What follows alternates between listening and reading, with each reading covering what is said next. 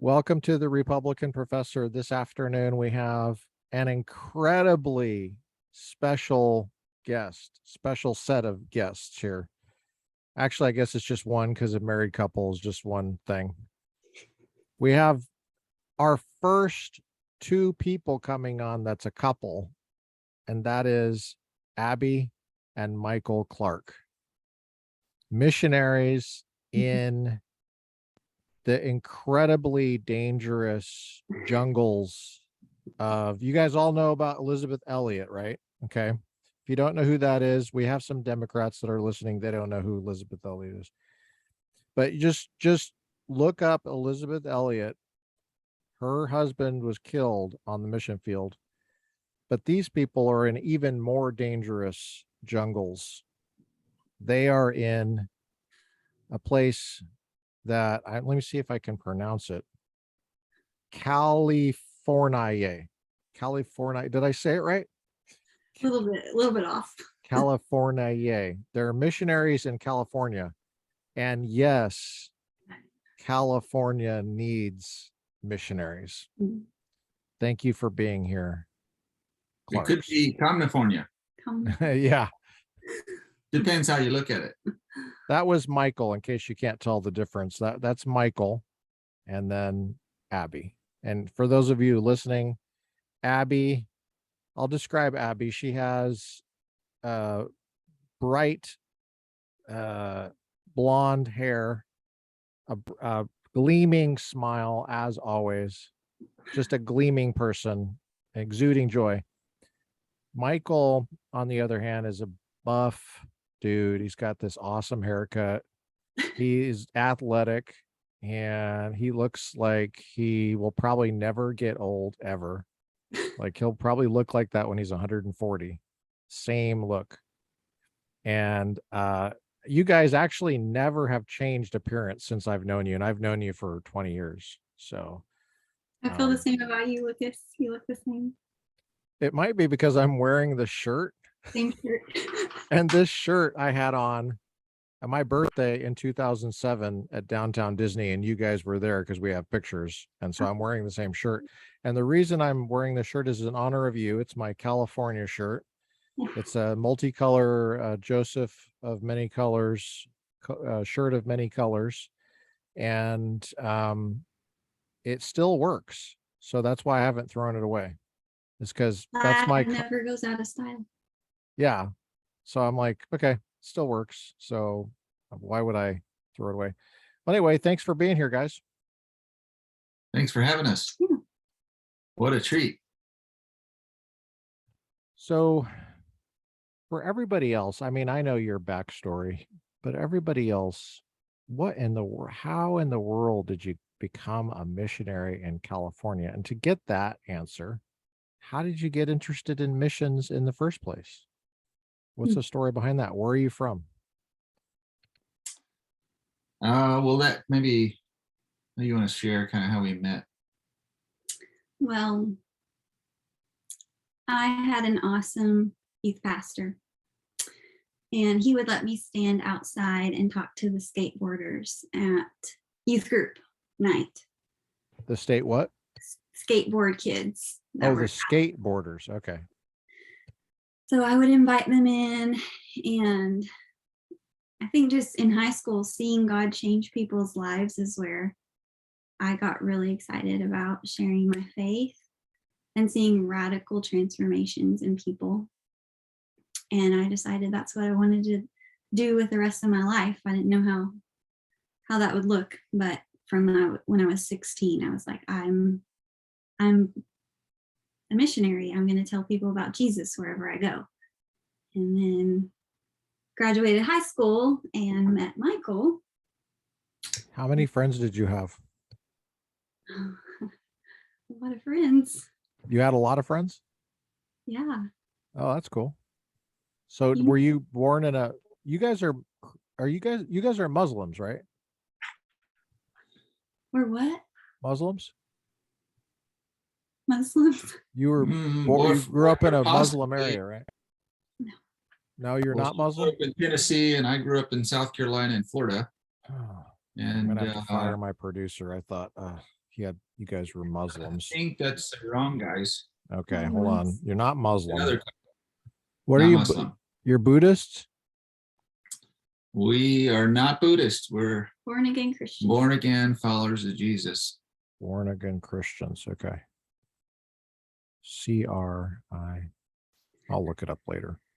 Yeah. Okay, interesting. All right. I'm tracking with you. Born again. So 2000, she goes down to Hilton Head, South Carolina from Tennessee.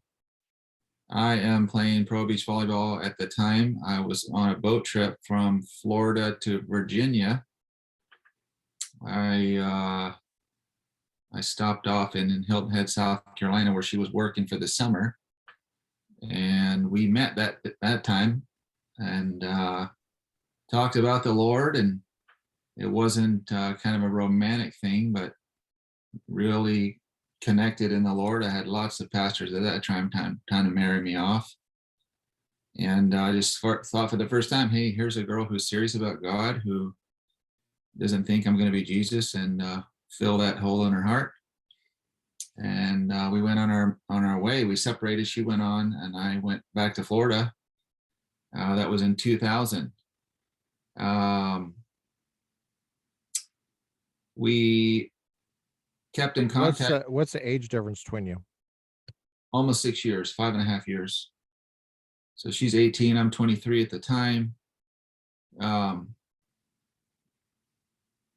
went on back to pro beach volleyball, hedonistic world as a follower of Jesus.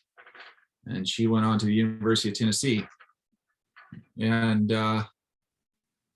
we kept in contact with each other periodically over the next 18 months for 5 different times. And were you writing letters? What were you doing? Letters. Phone calls. Like mail? Like through the mail? Yeah, we did email too. Email, that was kind of new at the time. And then we visited each other about 5 times before we were engaged. So, yeah. So let me back. Well, that's okay. So you were really a pro beach volleyball player? Yes, sir. Wow. I started playing competitively in tournaments at 16. I won my first Open at 16, and I started walking with the Lord when I was 20. You know, as a pro beach volleyball player, when you're young, everything's handed to you with the sponsors and all that stuff. But at 20, I became a follower of Jesus. And then I became the guy out on the pro beach volleyball tour with all the rock star stuff that goes on out there, with my guys coming in at 3 a.m, getting ready to play on center court at 9 a.m. And I would have them out there praying with me, and they said, hey, you became religious. No, I don't do religion. I'm just talking about a relationship with Jesus. So yeah, How did you become a Christian then? That's a pretty interesting question, right? Because I mean, when I was 5 years old, I gave my life to Christ at my grandfather's church, but I don't know that I knew exactly what it meant to follow God. I wasn't in church from 12 to 20, no Bible, none of that. So when I started serving the Lord at 20, it was really God showed up to me and said, hey, I have plans for you. And my life was good. I wasn't on drugs or on the street or any of that stuff, but I just knew there was more than just all you can see, or what the world tells you is of great value. And so I had one friend who was a Christian, and I said, hey, I need a Bible. So I started reading the Bible, Genesis to Revelation, within about 6 months. And then I knew that was the truth. So I guess that kind of gets into the question of, did God pursue me or did I pursue him? I don't know. But were you a reader? Were you like a voracious reader? So you were reading all sorts of books and then you just added the Bible to it? Or I never read. You never read anything? Never read. So you were a jock. Totally. You're a total jock. And then someone gives you this ancient, thick book.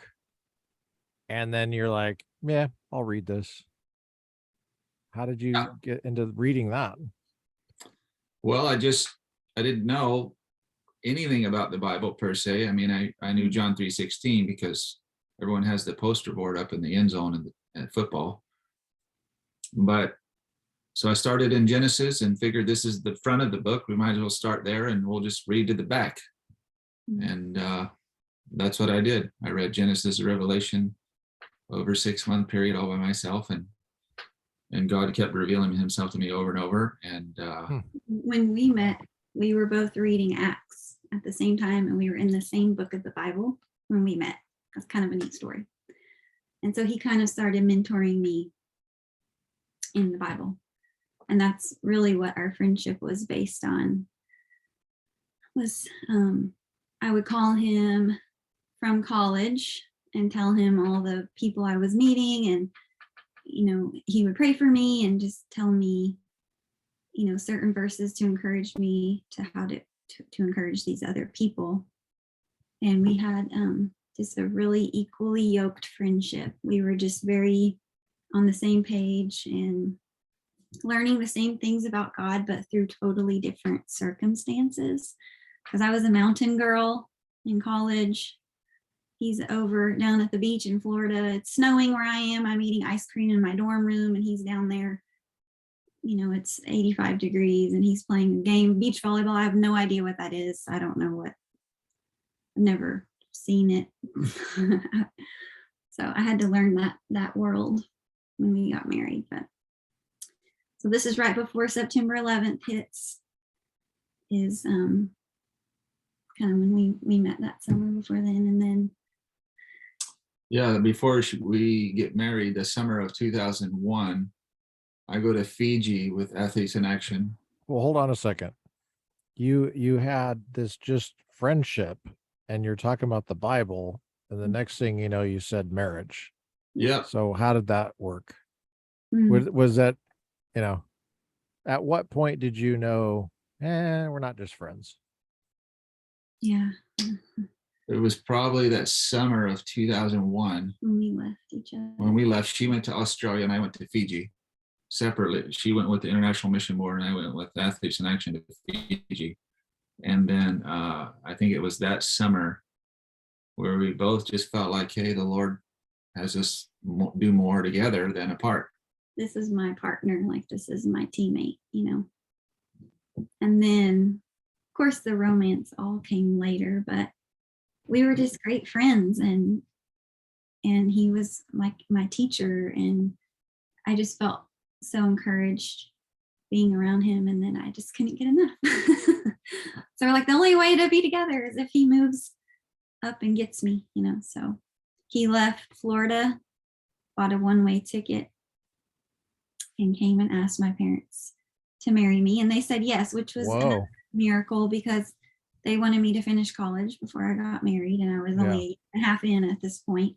Mm-hmm. And my mom just describes it as she just had like a veil over her eyes, like God was moving, and we were all just like, wow, this is Abby's husband. And they just remember saying, yes, we know that you're the one for her. And looking back, she's just like, Abby, I have no idea why I let you marry someone that we didn't even know, other than, God gave her peace about it. And so. Now, Michael, did you threaten them in any way? Did you, because you're a large man, you're like, what, 6'3", something like that. Did you have to resort to threats, or did you? Well, I thought about it, but her dad's 6'6", so he's bigger. Oh, whoa. He's probably armed too. So I don't know if that would have worked out. He has lots of guns. He has guns in Tennessee, really? I know. Can you imagine? Abby, did you ever finish at the University of Tennessee? Nope. I told my mom I would not finish there the first day I went. Okay, hold on. Say that a little clearer, because I could see you shaking your head, but people in audio might not pick that up. Did you say no? I said no. Okay. The first day I started school there, I told my parents I would not graduate from there. Oh. So, because I knew God was going to do something different with my life, and I was being obedient and going to school there, but I wanted to study missions, so I was going there until God told me the next step. So yeah, sure enough, 1.5 years later, we we were married, and What year was that? 2001 at the very end. 2001. Okay. You're married in 2001. Yes. And we were married for a year until we came to Biola. All right, hold on. Mhm. Any regrets? Would you do it over again? That same, just so far. I'm not saying we haven't gotten to Biola yet, but Yes. any regrets? You guys Mhm. happy? Oh, yeah. No regrets. No, never. No regrets. Not No. one day. Awesome. Okay, so it's 2001. You're officially married. What's the next step? So 2002, was it 2002? Mhm. We were like, okay, well, her parents wanted her to finish college. I had a few years of college done in Florida. And I said, I know God's calling us to ministry of some sort, but what does that look like? We don't know. I don't know Christian higher education. I don't know any of that because I was in the world. And a pastor friend of her parents had just graduated from Talbot, and we met him. He had just moved there and become the pastor of her parents' SBC church, pretty large church in Morristown, Tennessee. And we get to talking to him, and he tells us about Biola. Well, no one knows of Biola. There's no on the East Coast. No one knows that. I don't know what it is. So we look it up. We didn't know it stood for the Bible Institute of Los Angeles. Mhm. But we look it up, and we look at all these Christian schools and all around. But it was the only one that said, hey, we're going to train you up in mind and character to impact the world for Jesus, integrating your faith in your vocation. There were lots that were out there that were, I'm going to be a doctor, or I'm going to be a nurse, or I'm going to be a business person, and Christian principles, but very few said, hey, you should do that together. And that resonated with us, that I don't see that God is separate in whatever you do. And so we applied, not ever visiting Biola, never seen the place. We don't know where it is. And we said, it's kind of our fleece to say, Lord, if we are accepted into here, then we'll just know. And we get accepted in Biola. And then that year, we started sending out support letters, raise support actually to go to Biola our first couple of years. I did not know that. And Even 3 days before we left, we needed $1,500 for the moving truck. We had already given up our notice for our apartment. We had no jobs. God was just doing it, opening doors, but we still needed this money. And so we were praying, and this lady came up to Michael at his job. She was actually not a Christian. And she said, I'm supposed to give you this envelope. And it was $1,500 3 days before we left. and it was the exact amount for our moving truck. Wait, so it's not in pesos? Not in pesos. Okay. Yeah, a lot of pesos. It was Very in heavy. real, was it Monopoly money? Did you double check? It paid the moving truck. Paid for They that took moving it. truck. Our Wow. pension truck, like the Yeah. Clempetes, one way we're going. It was a rainy day, and we left everything I've ever known and drove away and never went back. Which is pretty funny because, this morning I taught with the guys on James 2, your faith that works is dead. We all say, oh, trust God, we go for it or not. And so that was our beginning of like, let's go for it as a couple and trust God. And we showed up at Biola, and we walk into our first class. Dr. Wayne Flory, he was a chaplain during the Korean War. He's on the 30th. I remember that name. I don't Man. remember what he looked like, but is this in the mission building there in Biola? No, No. this was actually a Bible class, and our Oh, first okay. class, we walk in and he starts singing a hymn, and we thought, We were just. where are we? They're singing a hymn in a college class. What is going on here? I had just come from classes at the University of Tennessee where it was like 400 students, and I was like middle to the back, and this professor comes in. He's like, I don't give a F what you doing, an F and an F and an F, and you're gonna fail this class. And I was just like, oh my goodness. And then get to Biola, and the guys singing hymn. We're like, what is this school? Dr. Flory, he was so cool. It Like, was amazing. okay, here's a guy who had to walk across the 39th parallel with no firearms, trusting God and lead his guys across there, you know. He didn't have, oh, he didn't have a gun because he was a chaplain? Yeah. I would have carried a gun. Yeah. He was So an amazing teacher. he was our intro to Biola. Yeah. Biola and, was an awesome experience for us 20 years ago under Clyde Cook, who was a Clyde Cook, yeah. amazing man of God, as you know. Yeah. So that kind of led us there. We did 2.5 years of undergrad, finished our bachelor's in intercultural studies, and then went on and did our graduate program there, master's in intercultural studies also. That's where we met you. That's right. That's right. This I have, looking back. I have many fond memories of standing in the parking lot, talking late at night, or getting coffee and bumping into you guys anywhere and just chatting for 10, 15 minutes about whatever. Or coming into our intercultural studies classes. Yeah, that's right. I did pop in there. Realizing that this is the next step of theological training. You actually can eat food with people and break bread and right, connect with other people. What would you say you took away from your time at Biola academically? Oh, strictly academic? Yeah, just from I mean, we get to other stuff later, but I think academically, kind of that love God with all your mind, heart, soul, and strength. Really put all you can into that, like trusting God throughout your studies is part of how to be a thinking Christian, how to and how to relay that to a non-believing world.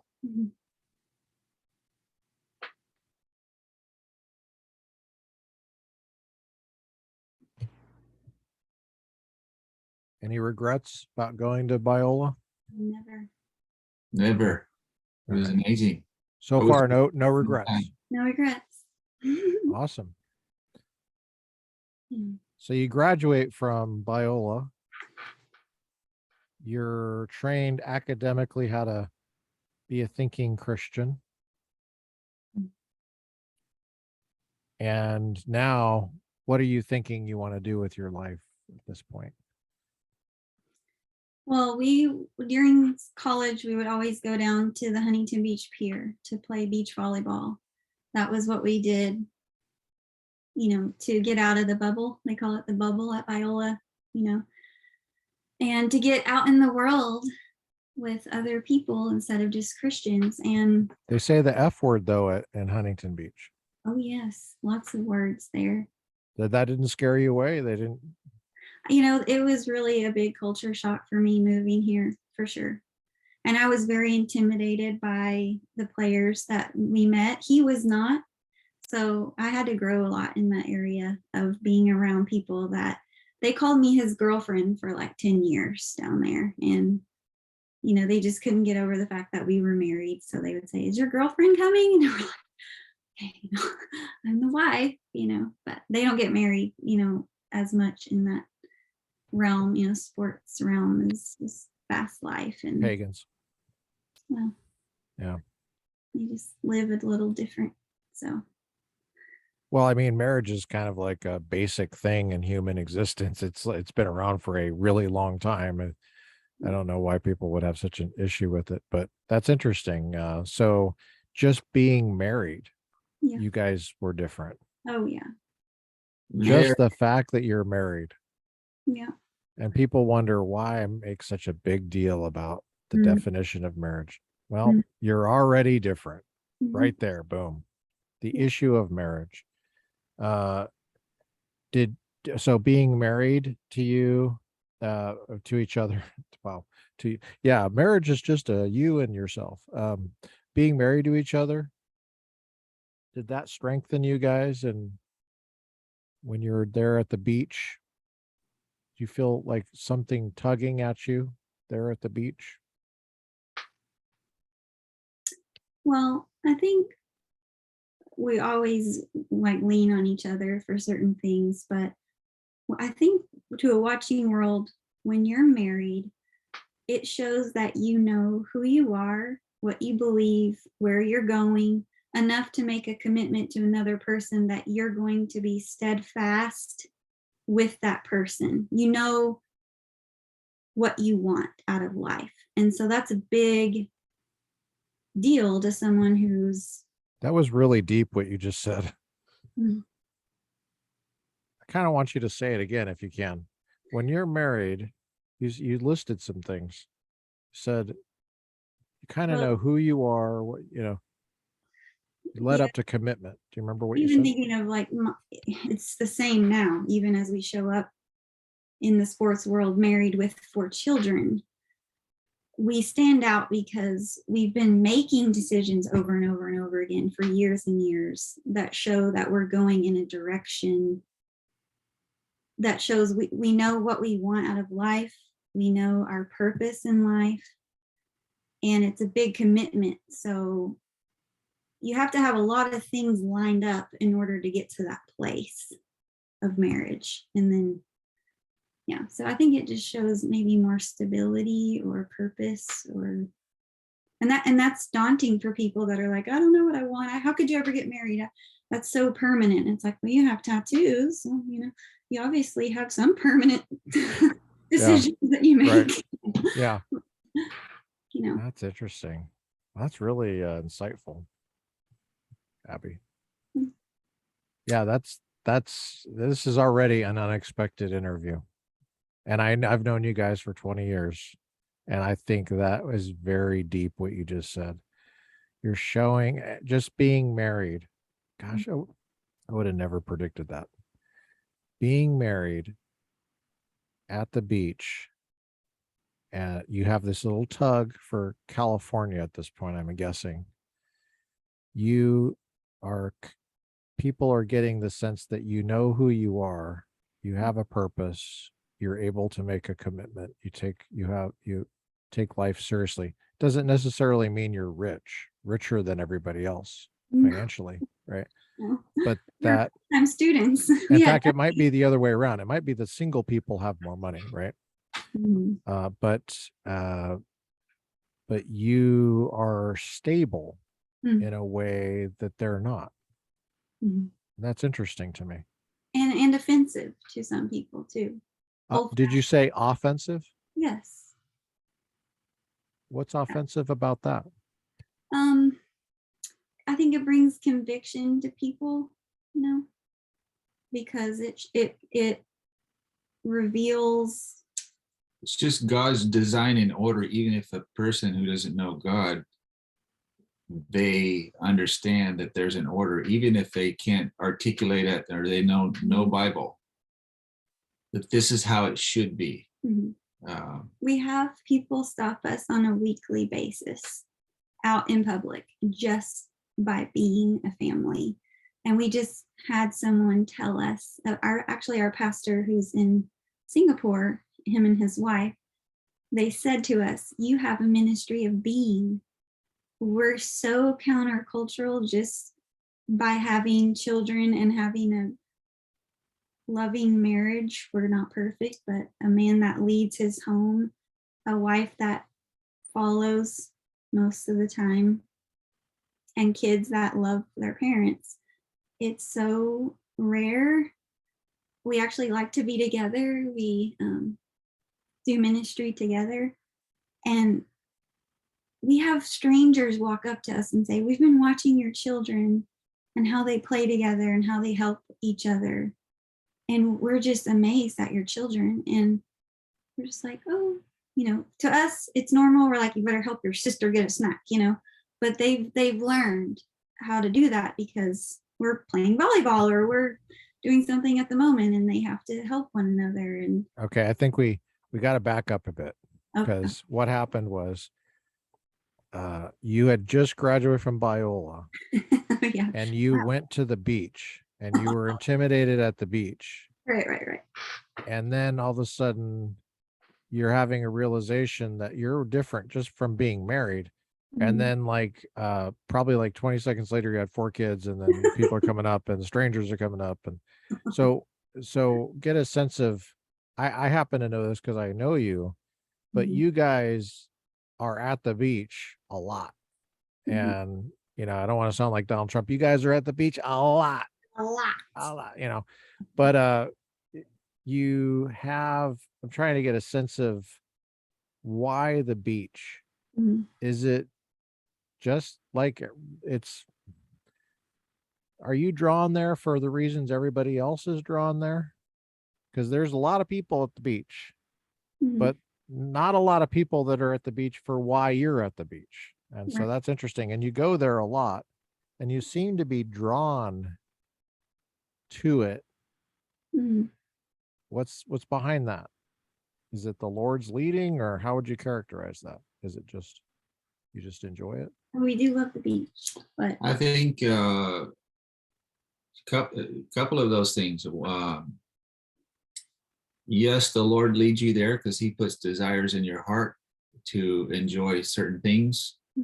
Um, Not believer or non-believer alike, they'll go to the beach or the mountains because they want to. There's a sense of God out in creation. So whether you're in the mountains or the ocean, the beach area, there's an awe that's there, even if you can't articulate that God is creating that. So you're naturally going to be more inspired by natural beauties. So you want to go.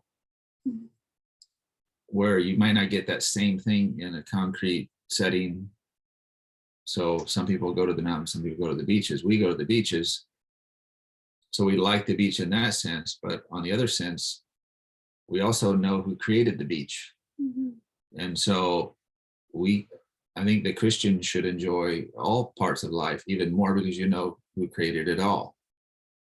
And so that is our kind of natural environment. Well, we love meeting new people. There's lots of opportunity to meet people. We love playing sports with people. It's a great way to connect, joke around, show them that being a Christian is fun. We actually don't cheat when we play. So if you're like, oh, I touched the net, you can have the ball. They're like, okay, they're not used to people telling the truth. So then that makes you stand out. You don't curse at your spouse or your teammate. And uh-oh, I lost your sound.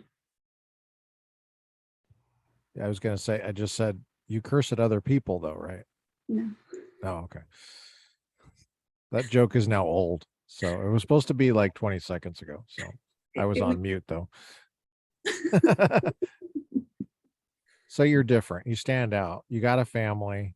You take each other seriously enough to say your vows and make a promise to each other before God. Mhm. Marriage also implies something about God, I think. Mhm. Just, at least in our culture. I know a lot of people don't say vows in front of God.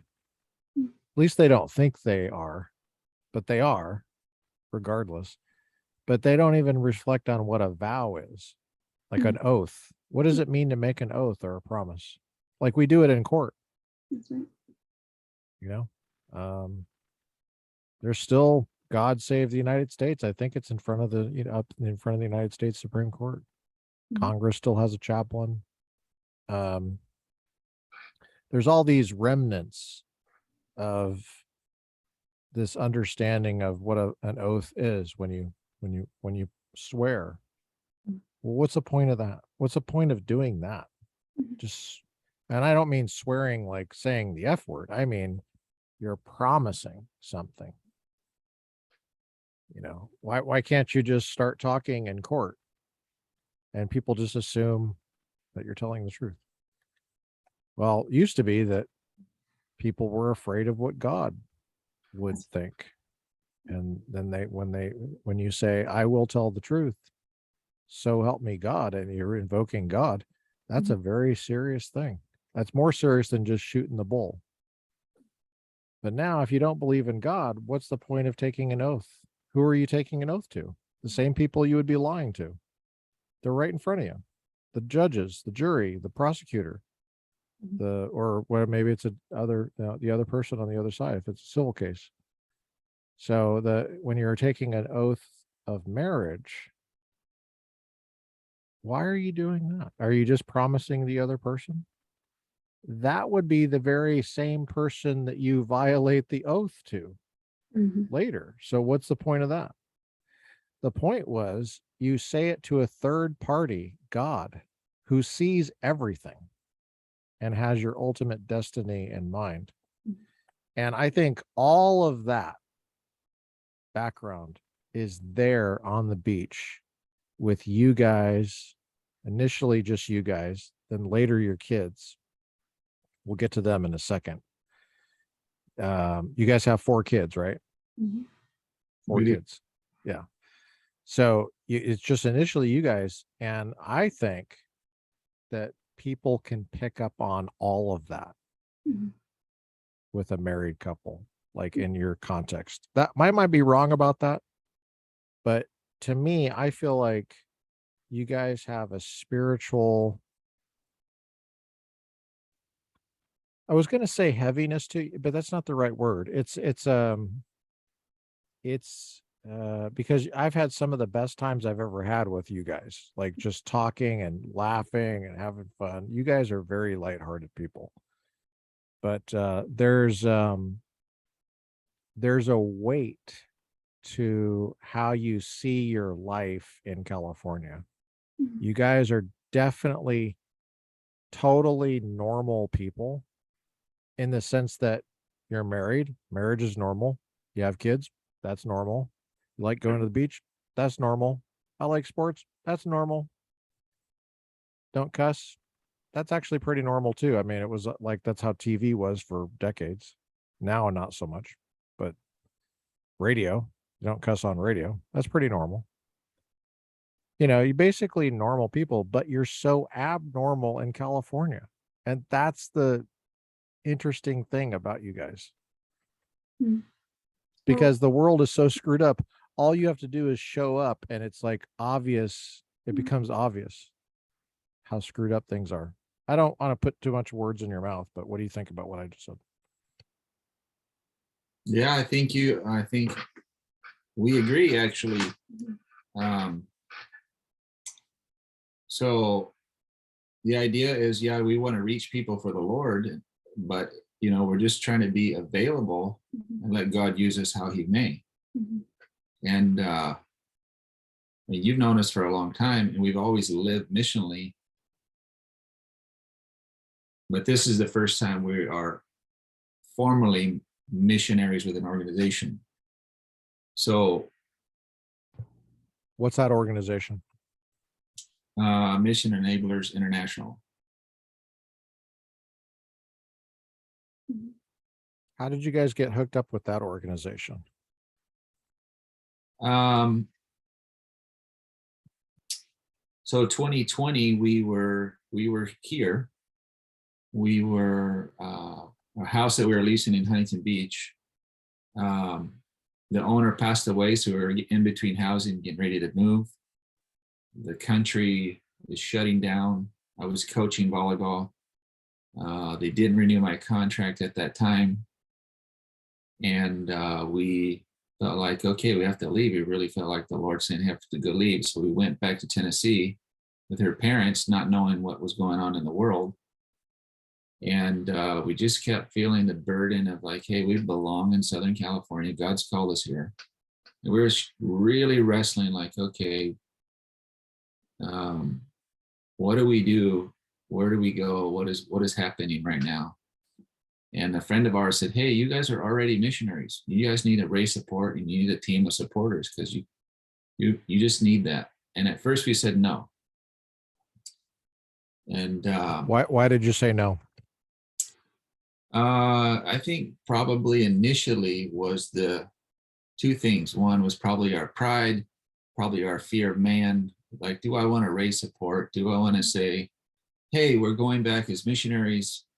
Am I interested in that? Part of that's the American Protestant kind of work thing, But we prayed about it, and eventually we got to the place where we said, yep, this is exactly what we need. We've done it in the past alone, but now we need to go back with the team. And a friend of ours who is an evangelist, who is a skateboarder, was a pro skateboarder, he's with Mission Enablers. He was the guy who skated with Tony Hawk and all those guys. Anyway, and then her sister and brother-in-law were with Mission Enablers. And so they are an organization that supports ministry of people who've been in ministry who do work that's out of the box. We're not digging wells, we're not planting churches, but we work within kind of the giftings of what God's made us to do.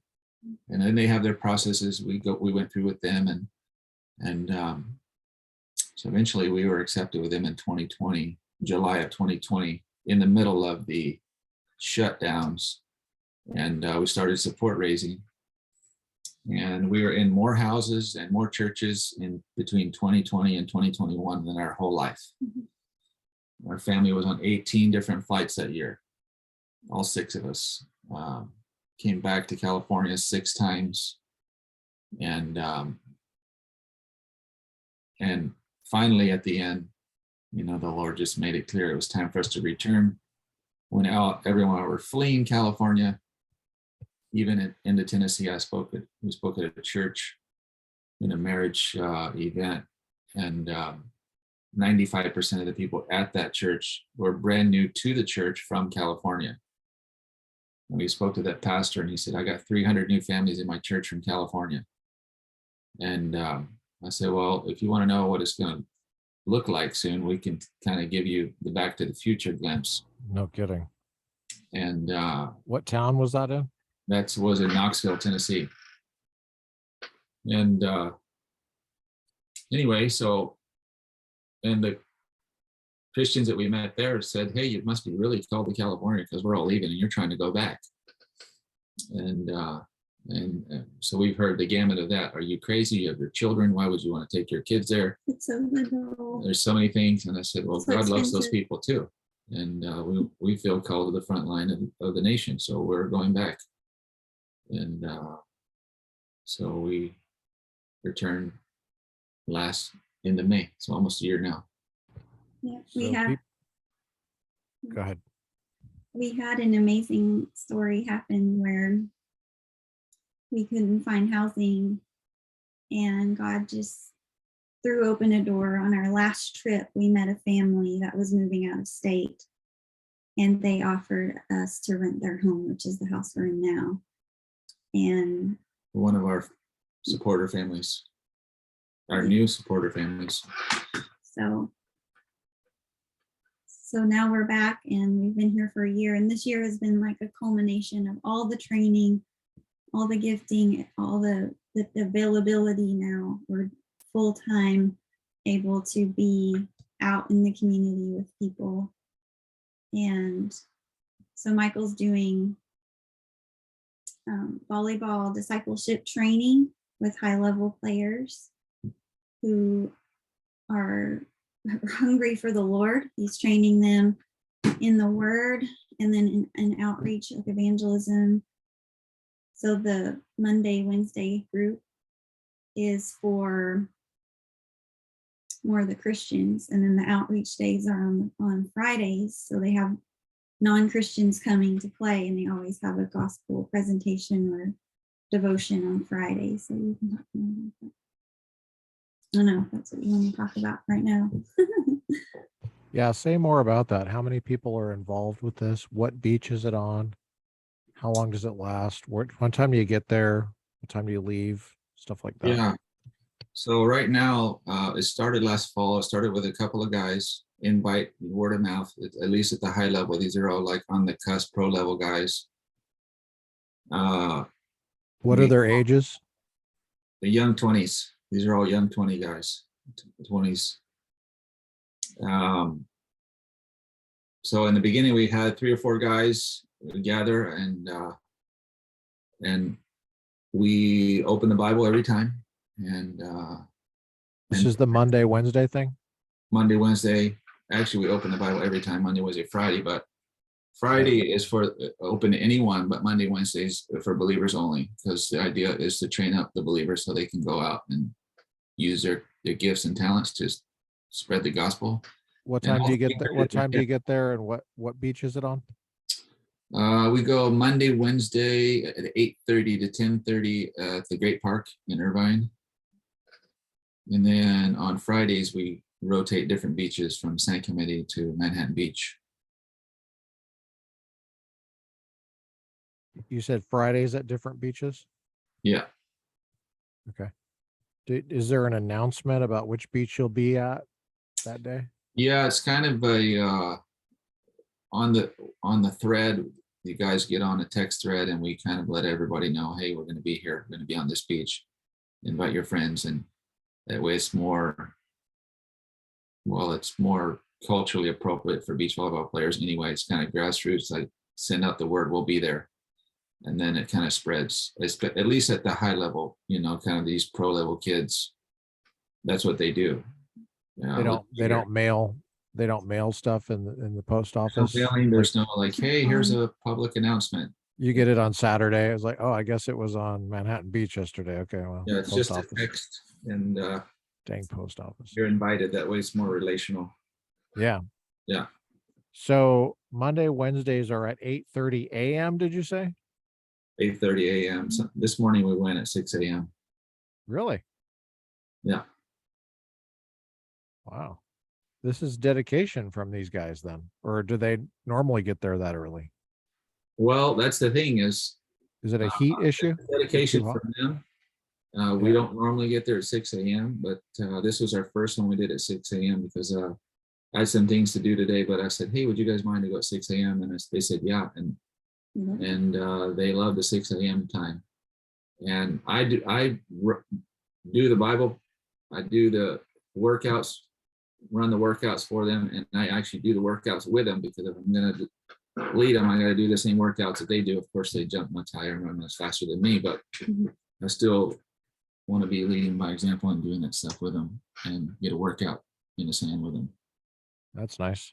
So can you walk us through what that is? And I'd like to know what your day is, Monday, Wednesday. What time do you get up? Do you have coffee? Do you listen to classical music? Are you listening to talk radio, getting all angry about politics, getting revved up for the time with the Lord? Yeah. And do you have a mask on while you're brushing your teeth? Help people understand. Yeah. Do you have breakfast? If so, what is it? And when do you eat if you don't eat breakfast? Stuff like that. Okay. So typically it's somewhere, get up between 5 and 6, and coffee's brewing super strong. And then there's some time in the Word, or a lot of days, so I turn on different sermons to start the day. And usually it's just her and I up before the kids, so we'll have some time together, and then we'll have some separate kind of prayer time, Bible writing, journal time. And then no food? You've only mentioned coffee. No food? No food. No. Once in a while we'll have food, but generally I don't eat breakfast. But a lot of coffee and a lot of water. Okay. So you have coffee and water. Do you put anything in the coffee? Mm-hmm. Yeah. What do you put in it? What do you put in it? Well, there's I don't know if you can put a plug in, but Laird Superfood Creamer, that coconut creamer they have right now at Costco, is really good. We gave up our creamer in our lobby. No sugar. Years ago. But, and then. So aren't you hungry when you wake up, or what's that like? If you're not hungry, then I guess that's the end of the conversation. But so you're like, no, I don't. It to me, it's as odd as someone wakes up and I say, do you go to the bathroom? Do you pee? And they say, nope. no pee. Yeah. Yeah, we both It's like, well, okay, so you're just holding it? Like, is this Uh, is this because Generally, I you don't like you hungry, don't have to go? Okay. and So you just have you trained yourself on purpose not to be hungry in the morning? Or is it just I how don't you've know. always been? I think maybe early in my early days of competing so long that like you're getting ready to compete, so you're used to not eating in the morning. I don't know if that's the case. I don't know. And For me, if I have anything carb the night before, I'll be hungrier in the morning. But if I eat like, empty carbs, but if I eat, lots of protein and vegetables, I'm not hungry in the morning anymore. I used to wake up hungry all the time. maybe that's age, who knows? But I felt like I've never really eaten breakfast. And I like to work out with food in my stomach. All right. Okay. Just checking. So you do this, and this process takes a while, and what happens after that? Generally, I put together the devotion time for the guys, and then put together a practice plan, and then go meet for a few hours with them on those days. Mhm. And usually at the end of that, so that's where we get to the issues that guys are having. A couple of them are married. We have a couple of non-believers that are showing up, and we get to those things there. And so there's usually every time I'm like an hour later. Mhm. So she's waiting on for He me. says I'll be home at 11, and I say see you at noon. So Gotcha. And It's the same issue that missionaries in Borneo have. that's right. yeah, No time. So, but are you now? What time are you? What kind of workout are you doing? Are you doing sprints, push-ups, sit-ups, all of that. Yeah, all of that? Okay, yeah. I mean, most times it has to do with the ball. So you're working out with the ball. I mean, you're doing passing and setting and hitting all that stuff. But usually it goes we go 100 minutes without stopping. You kind of get 2 4-minute breaks, and you go at a really high pace, and you're on the sand. and you're on the sand. So it's really hard. Your joints are happy, but you're sucking wind.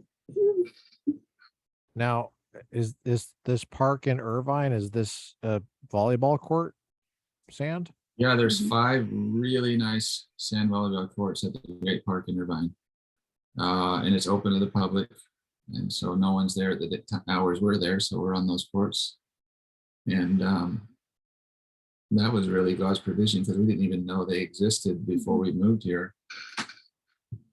And How far away is that from where you live? Maybe 10 minutes Driving? driving. Yeah. Okay. So you've never had to like beat anybody up to get off the court? Like just Well, no per se, but we've had shown up and people have gone there for like during college season. Sometimes the college teams will use those courts, and we just had to change our location, but generally they're open. And so you don't do the whole Joshua thing where you yeah, move in and take the court. well, we could, but Bible jokes for those we who might not be biblically open literate. to Jesus after we do that. Yeah. All right. Hey, well, Joshua's in the Bible, just Yeah. okay, so you do this Monday, Wednesday. What's your group up to now? Is it still 3 to 4 guys? Now we are anywhere between 8 and 16, depends on the day. That's a lot of people and a lot of stories to keep up with Mhm. Yeah, if people have problems. And Yeah. so you're basically doing a pastoral kind of a thing. yeah. What about Tuesday, Thursdays? You haven't mentioned anything about that. What are those mornings like? It just depends on when it is, but those mornings was Thursday mornings. Tuesday mornings are usually family days. It's So like Tuesday is the new Saturday for us. So we're out a lot on the weekends with people. So because Gotcha. we homeschool, which I don't think we've talked about that yet. we can be off. You homeschool? Yes. You don't trust the public schools in California with your precious children? Mm. Oh, okay. All right. Well, you could, but you might not get good return on your investment. Or you might Yeah. not get grants. So, okay, so you're homeschooling them. So that's probably taken up. So Thursdays are involved with that too? Well, every day is taken up with homeschooling because it's all learning. It's a, Right. you know, And what are the ages of your kid and how many kids do you have? So we have a 6-year-old, a girl, 9-year-old boy, 11-year-old girl, and 13-year-old girl. So you have a handful. Mhm. How many years ago was your 13-year-old born? So, she was a preemie, so she was born Remember that, Lucas? yeah, I remember that very well. 2008, October 2nd, 2008, at 32 weeks. 32 weeks. 3 Wow. pounds. Pounds. She was a 3-pounder. 3 pounds. You hear that, people? Here's a little puzzle for you. Who's older? Kate is born October 2nd at 32 weeks. I'm just going to make up a name. What's a good name? Bob. No, that's too ancient Near East. Something more American. Melchizedek. Melchizedek is born October 3rd. Who's older? Melchizedek, let me add, is born right on time.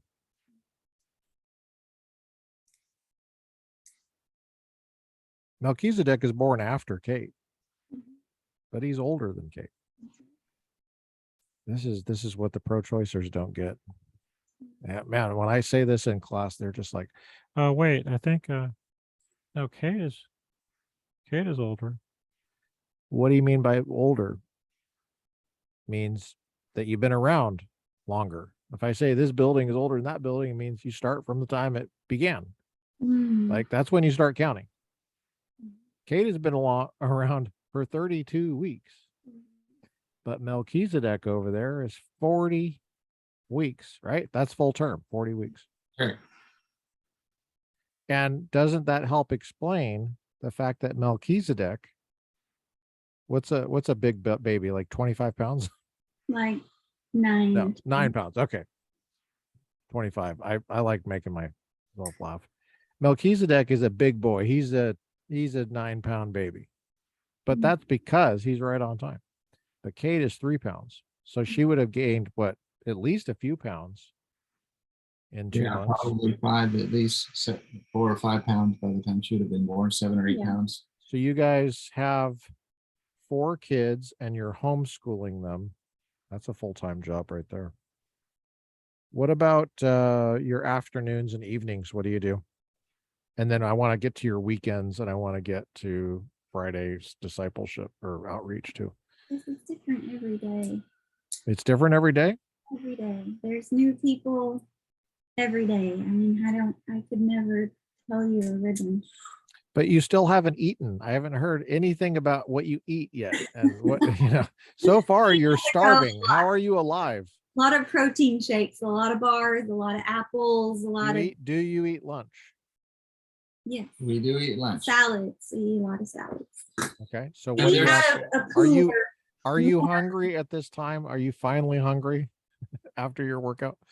Generally, we'll come home and have a lunch together with the kids. Mhm. And Bailey goes down for nap. Still at 6 years old, she goes to nap. And then we have an errand, do some things, Have somebody over. or then someone's here, Go somewhere. or I have to. You guys have people over a lot Yeah. every day? Seems like Sometimes it. it feels like that. Why do you have people over? What's the deal? You just enjoy that? Is that just a hobby of yours or is this part of your ministry? Yeah, I mean, it's part of our ministry is to keep our home open so that we can connect with people. Ah, okay. Um, So you're having faith-based discussions or what are you doing? You're playing checkers? What are you doing? Sometimes we play checkers, but Mostly video games, right? You guys are into the video games. games, The gorier, the better. we don't. They're kidding, right? They're kidding. Kids, none of They're our kidding. kids play Just video. FYI, they're kidding. We don't do that.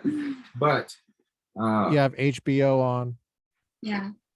yeah, So we might do a family movie MSNBC. once a week or something, or summertime maybe more. But yeah, just open our home, have be available to people, and then The TV's off. I just want to make sure people know that I'm kidding when I say HBO and all that. Just so you know, the yeah, we're- TV's off. You guys don't have a TV on. Actually, we just got our first TV this year after 20 years of marriage. Congratulations. I'm not, that's a question. I'm not saying it. Yeah. So, but you guys do stuff like play checkers and have conversations and coffee, and you do eat later in the day, right? You have like do eat. chicken and stuff like Dinner's that. always a big meal that we always try to sit down and have. Mhm. That's cool. Every night with the family. Sometimes it's on the go, like in the summer, but meals together. We try to have those meals together every night, and then kind of process the day, and maybe a little quiet time after dinner, reading, and usually. What time do you fall asleep? What time does the Clark household fall asleep? About 9:30. Pretty early. It's like, that's like paper route early. Yeah, We like the mornings. We're early. You're Right? morning people. you're the night owl guy. I actually had a paper route for 5 years, over 5 years when I was a kid. Every day of the year, every day. Yeah. Christmas, snowy in Colorado, doesn't matter. That's why you're so loyal, Lucas. July 4th, up. July 5th was great because I would get all the firecrackers that Yes. people lost In the dark. in the dark. And I would have a huge thing of firecrackers. Usually they had very, very short fuses. So I would be, it'd be like I blow my own hand off, because usually the fuse went out and that's why they lost it or something. And they thought it was a dud, but it wasn't a dud. So, and then I would use those firecrackers to blow up anthills and stuff like that. Cause that's the kind of thing I was interested back then. But, yeah, I think, I think I probably am, if I had to choose. I do enjoy the mornings. I'm probably both, which is the worst condition to have. Mm. Because when I get up early, I enjoy it if I got enough sleep. But I also enjoyed reading a lot at night. I don't like reading in the morning. I like reading at night and settling my mind and falling asleep reading. In fact, it's pretty common for me to fall asleep reading.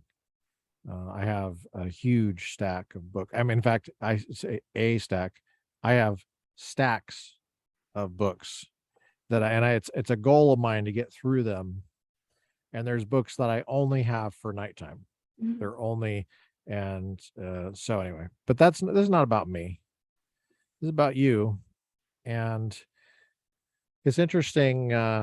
You guys have a home there that you open up to people. Tell us about your Friday night outreach or your Friday morning. It's Friday morning. What time? Usually it's either 7:30 or 8:30 in the morning. Okay. And how do people get on this little thing where they know what beach you're going to be on? we have the guys invite others. Yeah. So they're in charge of who gets on the list, not you.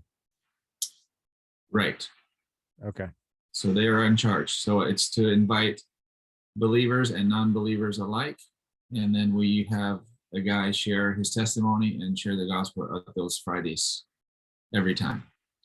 And is it you that's running this thing, or is it kind of up grassroots? In other words, okay? Yeah, I run it, but it's becoming where the guys they're owning it, and I more facilitate it than run it. So do they email you the PowerPoint slide and you approve each slide? Is it down to that, No, I or just pick you the just kind of certain like, oh, guys. Gary, oh, it's Gary. Okay, I know Gary. Yeah. No, I pick certain guys who I feel like are give them an opportunity to open their Bibles and share from the Word, and they have to study and prepare for it. And then and usually at the end of that, or when they're sharing, if there's follow up, then I will kind of follow up with what they've shared, because a lot of them are new to their faith, and it's their first time they're opening their Bibles and sharing it with non-believers out in the public square, you know. So How many people show up to this? I know it's not the same number, but can you yeah, give us an idea of the range of people? generally 6 to 20 guys. And they come from all over Manhattan Beach, San Clemente, San Diego. And I would imagine that it has a lot to do with the person's work schedule and where they live. Mhm. If you're not from California, or actually even if you are from California and don't know Southern California, the difference between San Clemente Beach and Manhattan Beach, it could be as much as 2 hours in traffic as a difference, because Right. Manhattan Beach is in Los Angeles County and it's near the airport, LAX. It's about 15 minutes away from the airport, actually less than 15 minutes away, about 5 minutes, depending on which route you take. And San Clemente is the furthest south in Orange County you can get before hitting San Diego County. So that's very different. So these are different. Do you have people that kind of follow you guys where you're at in different areas, and so they kind of hit whenever you're up in LA, they're the LA crowd, and then you have the Orange County crowds? Yeah, you that know, come? so we're Or do you have people that are there every time, no matter where it is? we have a group of guys, committed guys, who are every time. And then the other ones kind of That's fill. pretty impressive, Yeah. especially with gas prices. You know what it's like, Lucas? It's like if you made yourself available to your students, you know, the ones that would come and they would drive wherever they needed to come. If you were saying, I'm going to be at a coffee shop for 2 hours on a Friday, and you can ask me any question you want, you know who would come.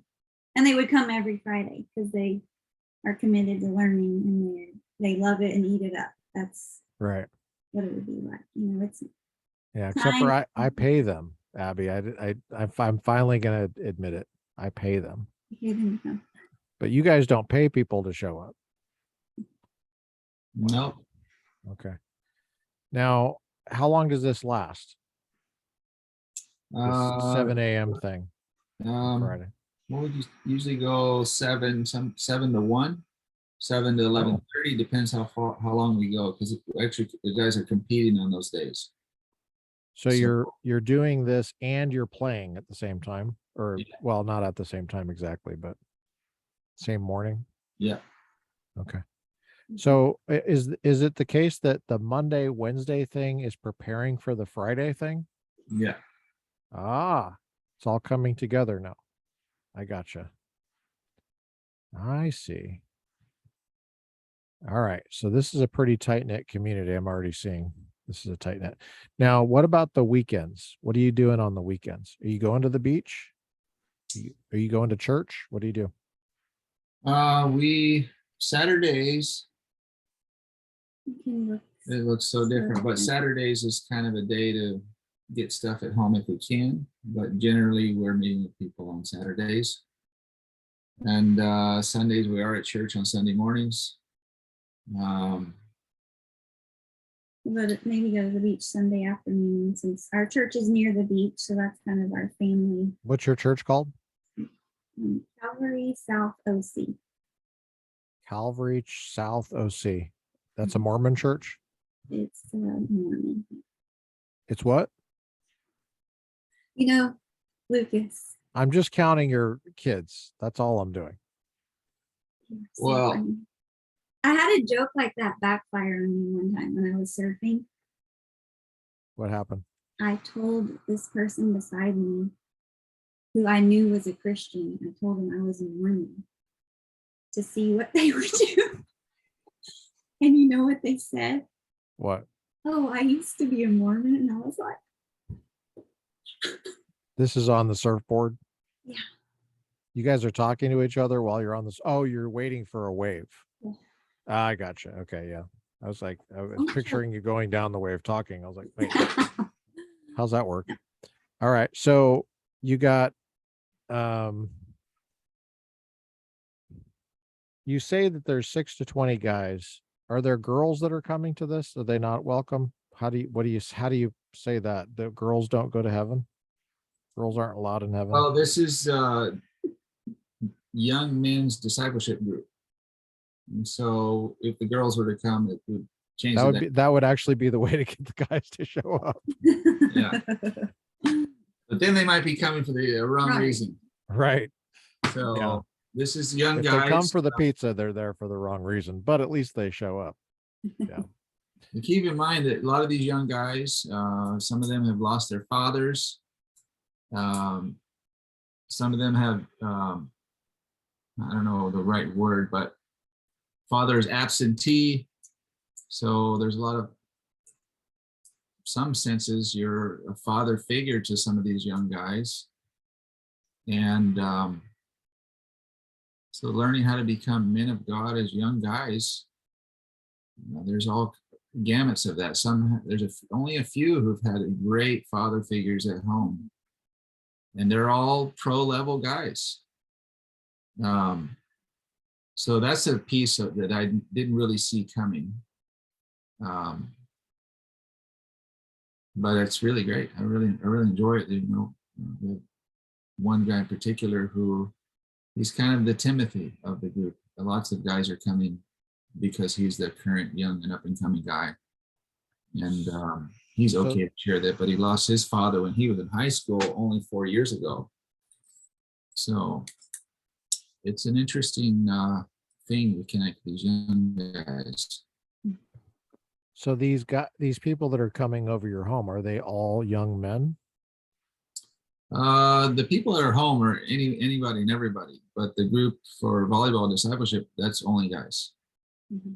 Gotcha. And then I've met, there's 2 of them that are married, newly married, and they're 23 years old. And we've met one's wife and the other one we haven't met yet, but so we talk kind of relationship stuff with those guys, or I do, when they're thinking about signing contracts to go overseas and making sure their marriages are solid before they say yes to a contract without wife approving, kind of thing. What do you think the biggest obstacle is that you face?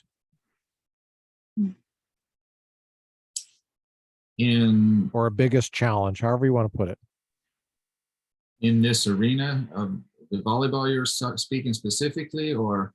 No. In life? Just in life? Where you're at, everything about what you're doing, your life, your mission. What's the biggest obstacle and challenge that you face? Ooh, that's a trick question. Just one. Well, you can do a runner-up if you want. You want to answer that? I mean, if you got 10, then top 10, I guess, but there's got to be top one, right? I think the biggest challenge is to remain faithful in the midst of such opposition. Both in the world, but also even living missionally, I think challenges Christians to live differently, and some of those oppositions even come there, I think. To be in the world, but not Say that a little bit louder, Abby. To be for the people in back. Okay. Project that voice. Don't be shy. To be in this world, but not be of this world. to swim upstream, to stay focused on the calling, and to abide, and let all of the ministry come out of the feeling that God gives you instead of your own, because we're taught to do things for God.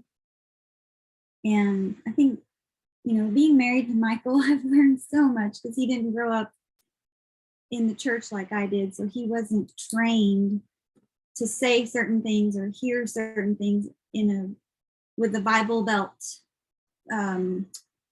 lens, So, ministry should be an outpouring of what God's doing in your life, an overflow. It should be the Spirit's work. But if you're so busy doing things for God that you forget to spend time with God, you're just going to crash and burn. So that's what we're learning right now, is how to balance family, home, quiet, ministering to God's heart, letting him speak to us, while we're so we love to be out with people. We love to meet people and hear their stories and encourage them and point them to Christ, but that can't be the first thing, So I think the obstacle is to stay focused on what you're doing, because there's a lot happening.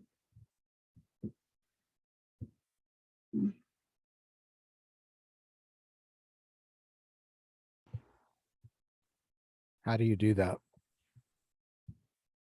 How do you do that?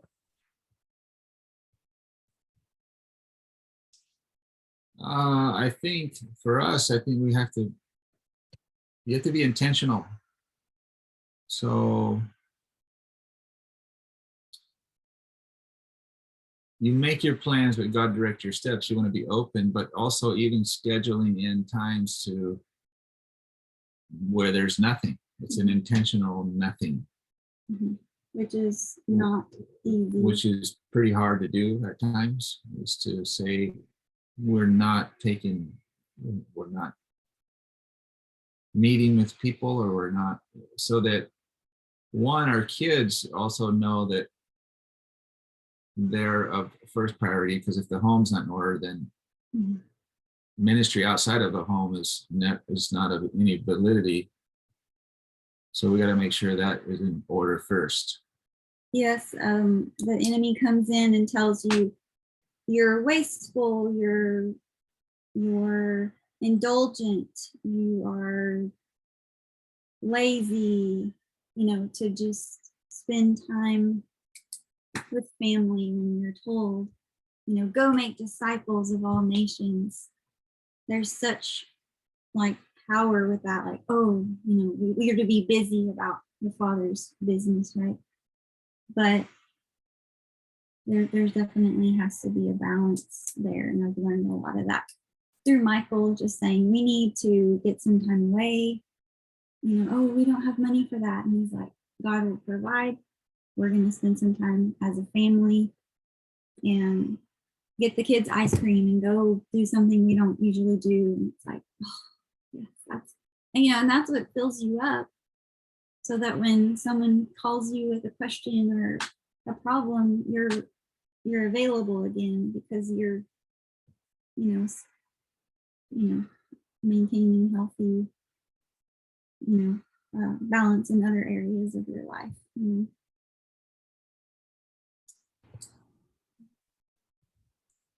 So what you're saying is you don't want to be so hurried that you got a list of stuff that you're doing and you got to get it all done. Mm-hmm. And then next thing you know, you never spend any time with your kids. Or I just interviewed somebody whose dad was a pastor. Mm-hmm. This is yesterday. I've interviewed this guy, retired SWAT police officer, violent crime suppression unit. homicide, crime scene investigator, and worked children crimes. He's dealing with all this trauma from his time, and he runs a ministry outreach to men where men are vulnerable with other men. And he's in therapy, and he thought that he was going into therapy for some of the trauma that he had as a police officer. Well, he is, but in the therapy, immediately he was back to when he was 4 years old. That's what it went back to, his 4-year-old, and his dad didn't have time for him. I asked him, I said, did your dad, the pastor, ever take a Sabbath? Because you're commanded to take a Sabbath. And he said, without thinking, he didn't think about it. He said, no. Didn't even have to think about it. And this is a pretty common story, I think, of people. And so I spent a little bit of time on just the Sabbath in the middle of this SWAT podcast, how odd that is at first glance to see in the middle of the 10 Commandments. You know, you got don't murder. This is pretty high power stuff, right? Don't steal, adultery, right? And then honor your father and your mother, stuff like that. Rest. Stop. Rest. I command you. It's so countercultural. It's interesting. Yeah, and it's like it always, I mean, what I figure out when I'm taking my Sabbath, which is on Mondays, which makes scheduling for the podcast very interesting, because I'm always trying to explain. But I have a hard time resting sometimes, not all the time, but like this past Monday, I had a hard time. And I was conscious of it the whole day. I was like, I am having a really hard time resting. And it's almost like God wanted me to just say, yep, I wanted you to notice that. And there's no way you would have noticed that if you were just over there checking email and reading somebody that you want to have on the podcast, reading their book, doing something work related. And you're just supposed to just be in a relationship, rest. And so is that hard for you guys? Or are you just so well trained that it's easy for you at this point? Different seasons, it's hard. Yeah, different seasons is definitely harder, but you learn over time that if you don't schedule it in, it won't happen. Because there's all these things vying for your time, and good things. They don't have to be, time suckers or waste of time, but great things available. But if you don't take the time to replenish your own soul, you have nothing to give and you burn out. And then you have to gauge the temperature of the family too. Okay, as a married couple, how are we doing? Are we going on dates? How's our kids? You can sense they're off. Okay. So you have to really try to gauge that and be purposeful. We have a lot of family meetings and we find that we're not in unity. We sit everybody down and we spend time. We have a journal that we get out and we write all the things that God's doing in our family. And it just helps us to slow down and reconnect. And the kids even remember things that we have already forgotten with the busyness. And that helps us to rest and just be with the Lord and be with each other. And it's a good practice. I have a friend who has 10 kids. And this summer she put a tent in her backyard. And she goes out in the tent every morning. And she's like, I've never done anything like this before, but and it's really hot in Tennessee at this time of year, so she's very hot, but she's like, I'm doing this. I'm gonna make time and I'm gonna rest. And I just thought that was a really neat encouragement. Mhm. What's the second biggest challenge that you face?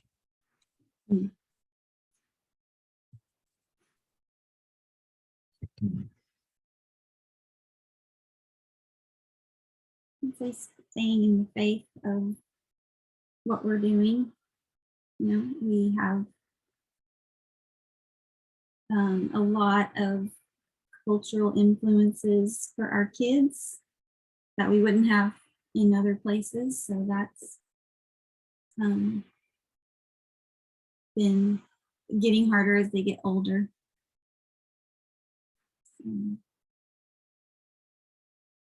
then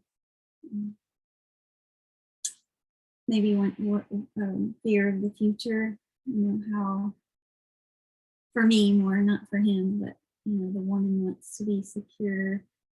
We don't know what our future holds, or you know, we don't have a plan. We never have, and we've been on some wild rides. So just staying in the faith that God's going to protect our faith and provide our needs as a family. And your second? I think so. Yeah. Because, you know, it's exponentially growing, this fight against the faith. And the kids are following behind, you know, watching and learning, and we're all growing together. They are so each year is exponentially getting more challenging every year to keep trusting God and keep walking in the faith. Even though we've seen the Lord many, many times do incredible things for us, we just have to keep staying in the faith. We have no reason to doubt what God has done, but it still creeps in sometimes. Our kids are getting a front row seat to apologetics. You know, they're right there hearing all of these Muslim, Mormon, all these conversations of people. We had a Mongolian a couple of weeks ago that had never heard the gospel. Plays for the national team. Is this on the beach? You bring your kids to the beach? Oh yeah. Yeah. Yeah. As often as we can, the family is there, you know, there with him. So your kids are growing up on the beach. Yeah. And then just even in the neighborhood, you know, we go to the pool a lot. That's where people hang out. So we spend a lot of time there, just engaging people in our neighborhood or taking walks and, oh, I like your dog and how's your day? And just trying to make connection with people. And the kids are always there, always listening. Always, sometimes they talk, most of the time they just listen and we talk about it later. But they're learning how to talk to the adults and when to speak about your faith and when not to, you know. So have you ever had the talk with your kids, your older kids yet? yes. You already have? Yeah. How do you handle that? Oh, God is so faithful. I was afraid of that because I wanted to, there's a lot of pressure, you know, to say everything right so that they have a very healthy understanding of what sex is. And, you know, I was talking about guns. I knew you were going to do that. Okay, all right. We talked about guns. You brought up the other thing. I was talking about guns. I don't know what you were talking about. All right, guns. Cleaning guns. I'm talking about how to clean them. Just kidding. Okay, so you've already done this. A long conversation. Are you sure you want to hear this story? Sure. I mean, if we have parents that are listening to this or young couples and they're frightened of having kids because they see what's happening, if you don't mind sharing how you approach this, I think that would be very interesting and to people. I think it's also a good gauge of who you are, how you handle this. Mhm. Well, I would say, again, it was really a God story because, in the culture of perversity, I wanted there to be a nice period of time where they understand healthy sexual orientation in God's way before learning all of the other agenda. But it's so in your face that we're the first generation of Christians that are having to sort of mesh it all together, and that bothered me. So I wanted to separate those out. That was really important to me. So the idea of explaining, starting from what is good and pure and right biblically, before you unpack the perverse, the fallen. So you start from a place of purity, just like you would in the idea of marriage. There's a lot of divorce ministries and singles ministries out there, but you start from a place of wholeness, then you can address the other parts as well. So that's kind of where we started, was let's look at what the Bible says about this area and what God designed to be good. And then let's look at like what God designed and how that's when man takes that in his own hands apart from God, what happens. And we're back. We're back. You were saying. So I was praying about a time to talk to my oldest daughter alone. I originally was going to talk to them together, but then I realized that they think different and they were going to have different questions, probably questions that the other one wouldn't think of that were unnecessary for the other child. So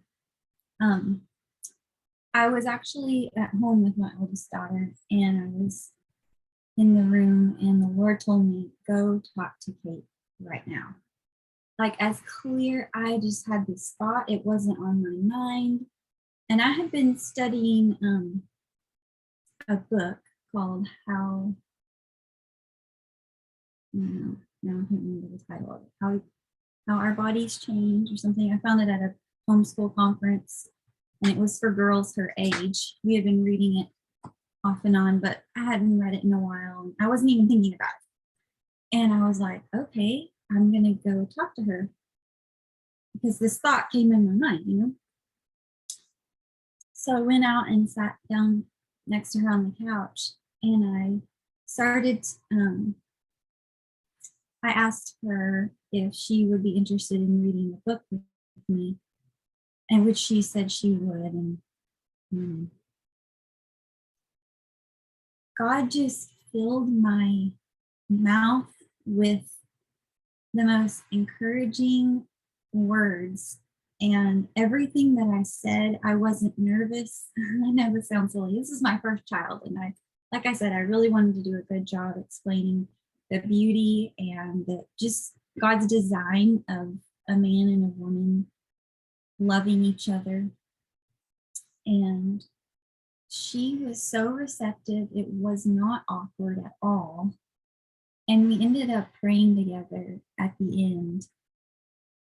And I didn't expect that part, but what happened is it made us closer, because I was entrusting her with this information that she was now old enough to have.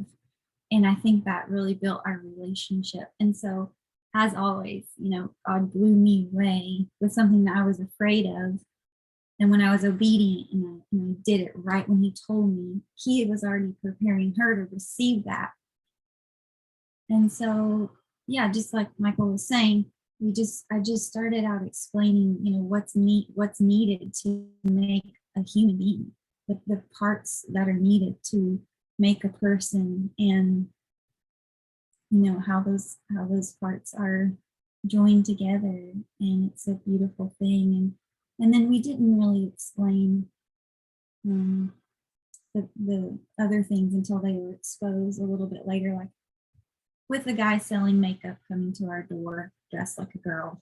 that was pretty much a good time to be like, he's confused. And this is a sad thing. We've got to pray for people like this because they're missing out on what I had already said, which was God's design. And you know, even having a healthy sex life is still difficult in this day and age because everything I'm saying is opposite than it's portrayed in their view, their world, their life, and what they're seeing women to be. And so you kind of feel like you have to also provide them with the world's view from a biblical standpoint, God's view, but also the world's view. So what does the world say this is? And you have to equip them with that, or they're like, you have to acknowledge this is not what the world says this is, or they're going to be like, but my mom and dad are telling me this, but this is what I see. So you have to say, this is what is being fed to you, that this is, it's cheap, it's loose. If you get tired of your spouse, you can get another one. But this is a gift that God gives married couples. And I wanted to go back to, back to the oath thing. I had one thought that I've been saving about the oath. In a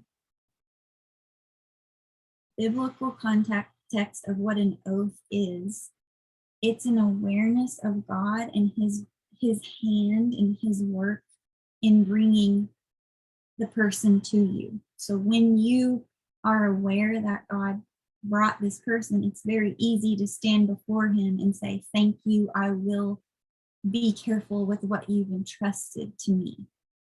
So to me, that's what marriage is.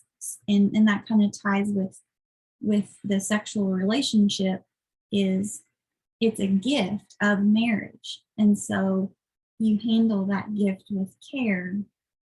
And that's how you teach your kids about it, is that it's something that you share that's private in your marriage that nobody else knows about. And so I just thought that was neat that God gave me that insight that I didn't have before I walked into the room. He literally just gave me the words as I was talking, and it really made us closer and bonded us together. And it was like a no deal with the next child, because it was kind of the same thing happened. It was like, yes, we're ready to hear about this now. You know, we want to know this, like this is good for us. So That's good. Well done.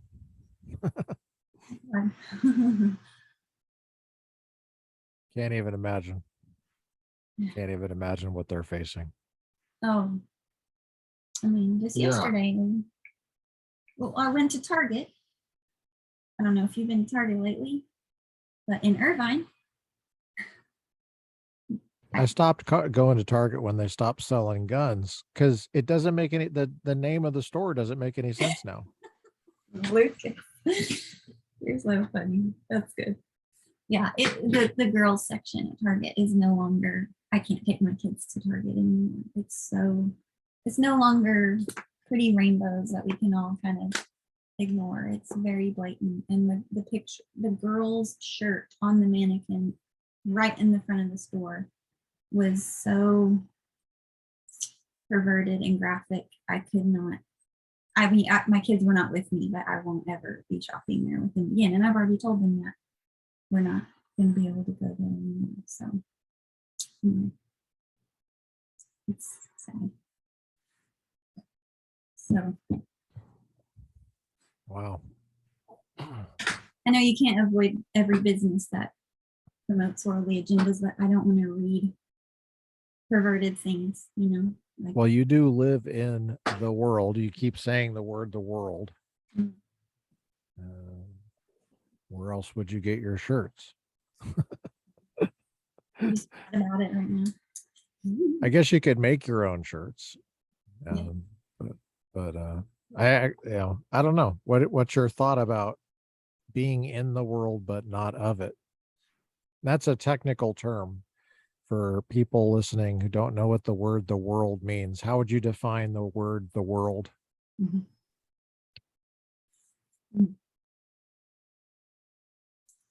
I would say anti-Christ. Yeah, the system around that we live by or live in that is opposite to the Word of God. That's what the world is. Mhm. You know, not the 80 something, we are the world, you know, singing songs in the 80s kind of thing, we are the world. But the world system Right. that is Worldview, the belief. a view and belief that essentially that there is no God and there's no reason for morality or truth or anything like that. Getting yours and being happy. That's what it's And is about. this a new thing or has it been around for a while? Nothing new under the Nothing. sun. It's all the same. For God so loved Mm. the world Mm. that he gave his only begotten son. Do you know the rest of it? But whosoever believes in me, And it's Jesus talking. you know, oh, do you want me to finish the verse? Yeah. Shall not perish, but have eternal life. And in the context of what we were just saying, for God so loved the anti-loving world, anti-God loving world. For God so loved people that hated him, that he sent his son. It's crazy. And that's what your life is all about in California. Well, Either it's all true or none of it's true. Mhm. Either it's going to count or it's not going to count.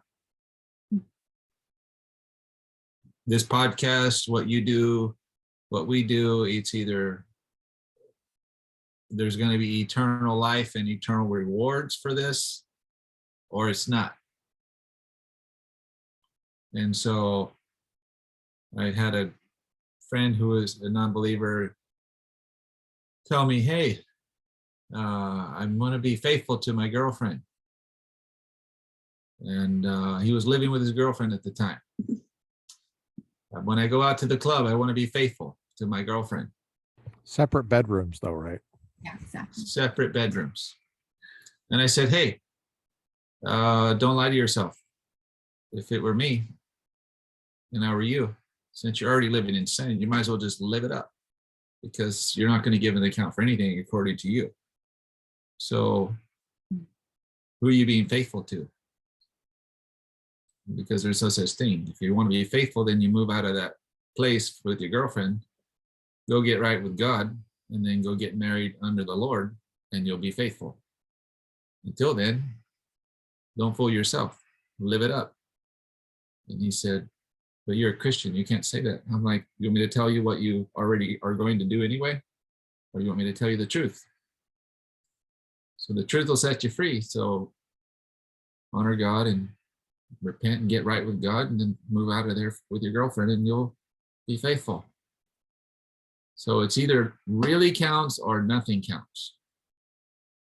And Do you feel like God gives you the next step for that man, for example, that you were talking to? Do you think that God would give him the next step?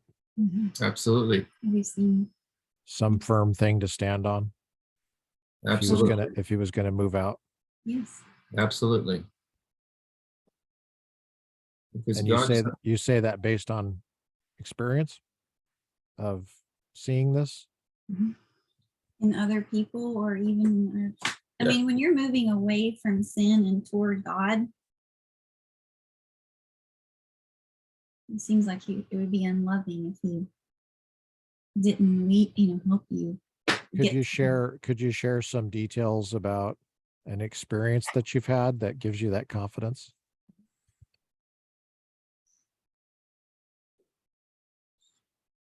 yeah. So here's a simple one. I understand these are real people and real stories and you don't want to share private stuff, but I think it'd be helpful for people to hear what what I'm trying to get at is this is not just a top down, you read this somewhere and you believe it abstractly, but this is a real world experience you're drawing from. So I just wanted to give people a taste of what that is without violating anybody's privacy. Mhm. And do you want it in the context of a Christian or not Christian? Or person? Whatever comes to mind, as far as like that example he gave of move out. Yep. Well, I mean, if some guy just said that to me, the first thing I would wonder is whether this guy is based in reality or not. Maybe he's speaking from heaven, but I would wonder, does heaven care about my next step here on earth? Like, do you even know what I'm going through, kind of thing? That's what I would wonder. Yeah. How practical is this, is what I'm saying. So here's a simple one. Is this a real story? Real story. This is one of my real Did the guy stories. move out? He did not move out. Yeah. And it ended in disaster. Did he come back later? He did not come back later. But here's a real one that it's not that type of relationship thing, but the Bible talks about tithing and giving, for example. So I'm new to the Lord. I'm in my 20s, and I heard one of my first sermons from a pastor preaching about tithes and offerings and giving. And I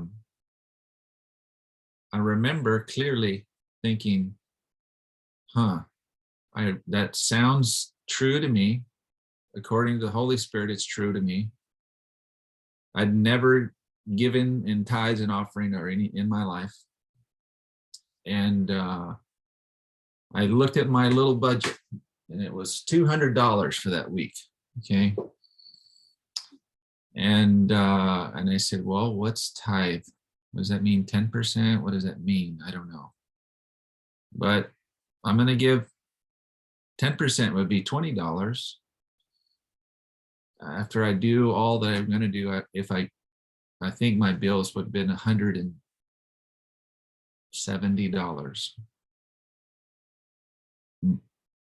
So the pastor was preaching to Malachi saying, test me and see. So I said, okay, I'm going to trust God. Literally I put $40.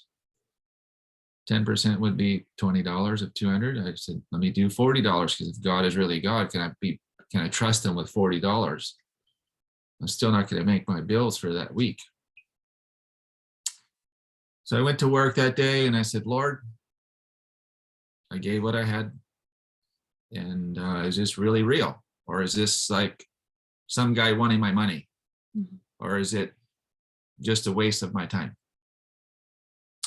And so I had a valet job at that time, and I made like $70 in tips that day. And I was super excited. I thought, Lord, that's so cool. You blessed me with $70 in a day. And you have given back more than I gave. Later that day, I was getting ready to leave, and the lady said to me, hey, my grandson's coming in, and can you help me put up a Christmas tree? And I said, sure. And I was working at a country club at the time, and off season. And I went and helped her put up her Christmas tree, and she's in her 70s, and she's smoking and drinking her tonic on the rocks, and I'm talking to her about Jesus, and I'm putting up her Christmas tree for her. And are you explaining what a Christmas tree is? What Christmas is? Yeah, I'm sharing the gospel with her as she's got her tonic on the rocks and she's smoking. And I get ready to leave, and I'm like, okay, God bless you. She said, you know, you're going to really do well in life. And I thought, oh, great. Thank you so much. And I was getting ready to leave. And she hands me $200. And I thought, I knew it was the Lord. So within one day, someone, within the tips and the $270 that I gave, I learned real time that you can't outgive the Lord. That was my first experience giving of money, which the Bible teaches. And I had to know that that principle was true, whether I wanted to believe it or not. And that was a real life scenario that happened 26 years ago. A recent one is we felt called to leave Biola and go back into beach volleyball world and start ministry. And we left a job. I remember that very well because I have a picture, which is date time stamped with me and Michael at Biola's coffee shop. Yeah. And that was right before that. That was the last time I would be able to have that time with you on Biola. Mm-hmm. Yeah, so that year I knew that God was saying it's time to go. And, you know, I knew. What did you do at Biola?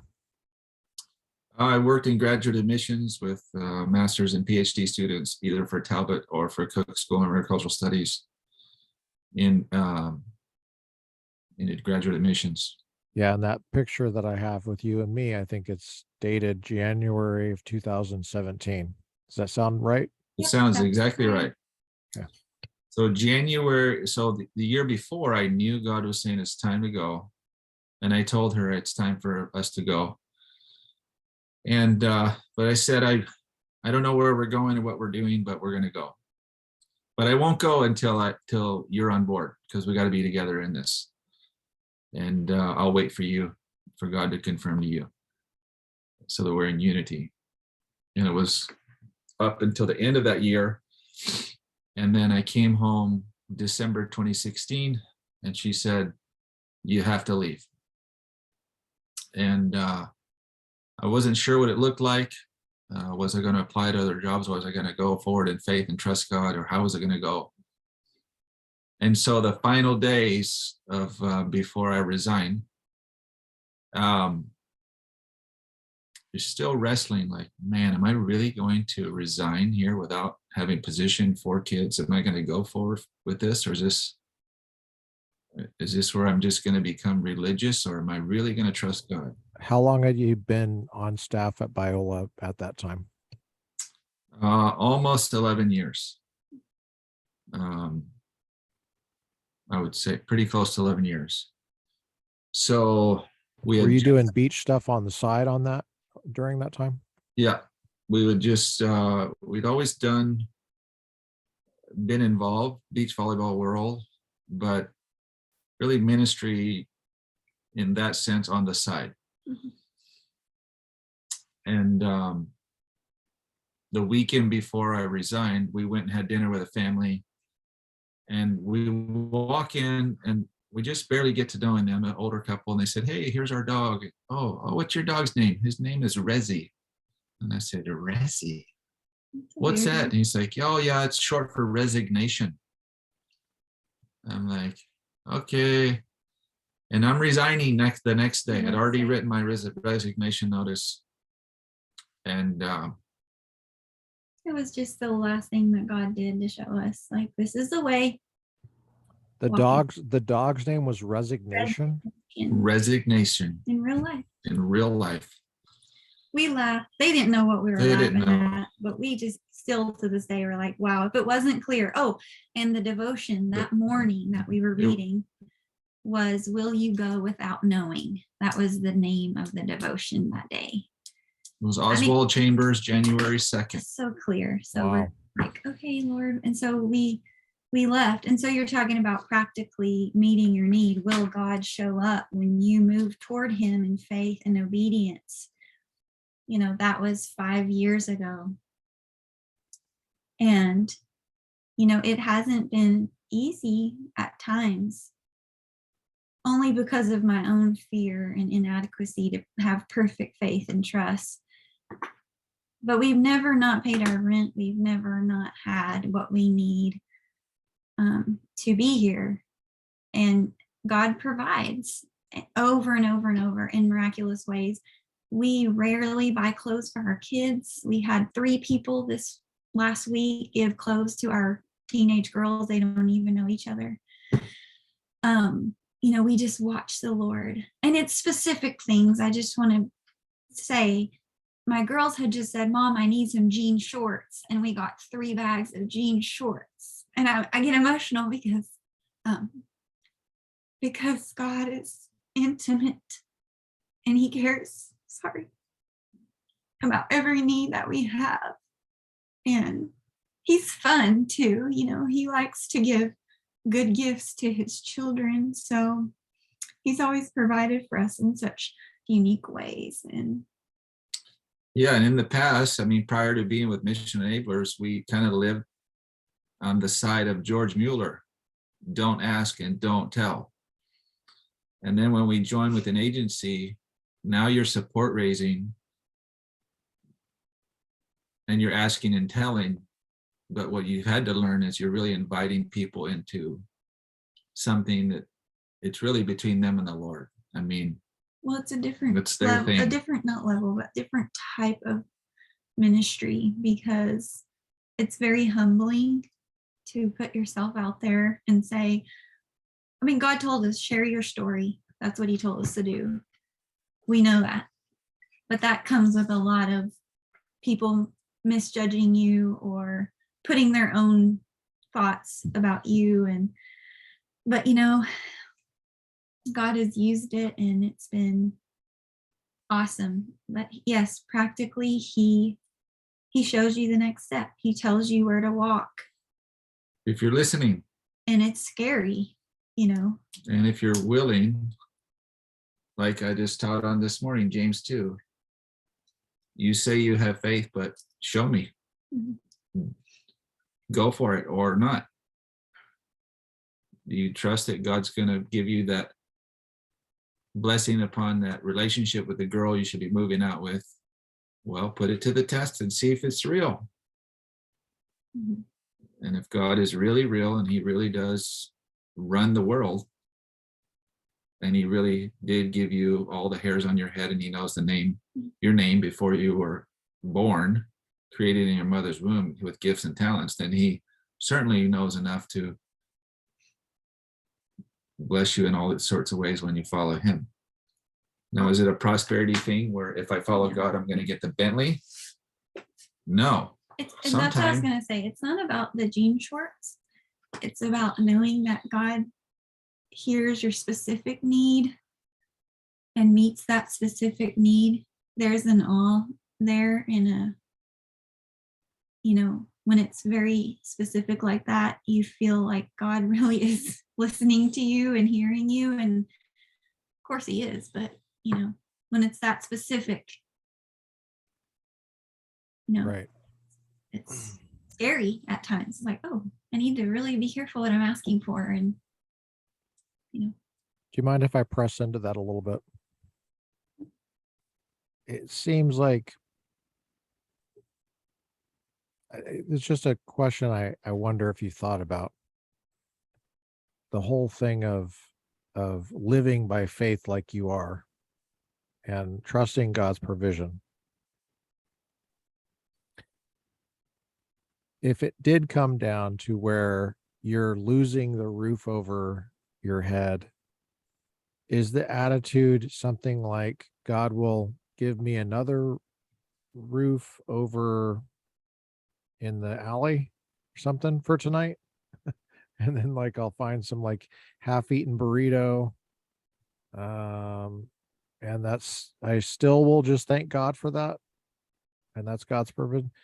How do you wrestle with that? I mean, because it seems so relative as far as comforts and stuff like that. Like what do you want versus what do you need? Do you ever wrestle with that? Oh yeah. How do you handle that? Well, you have like, for example, You're clearly not living in the alley. Praise God. we're not in the alley, Well, our kids but did. we did live with friends when we were in between housing. Our kids were in we built a tent in the backyard for them. For 5 months. Um, So they did not have a roof over their head for 5 Your months. kids lived in a tent in the backyard for 5 months? yeah, I mean, it was a very nice tent with carpet and heater and all this stuff, but We called it the Carpet and heater? What kind of tent is this? It's like Amazon, you know. not even like the tabernacle had carpet. We called it the tabernacle. we called it the tabernacle. They thought Did you it have an was. Ark of Covenant in there? Yeah, we had a toilet in there though. But Did yes, you see Harrison Ford?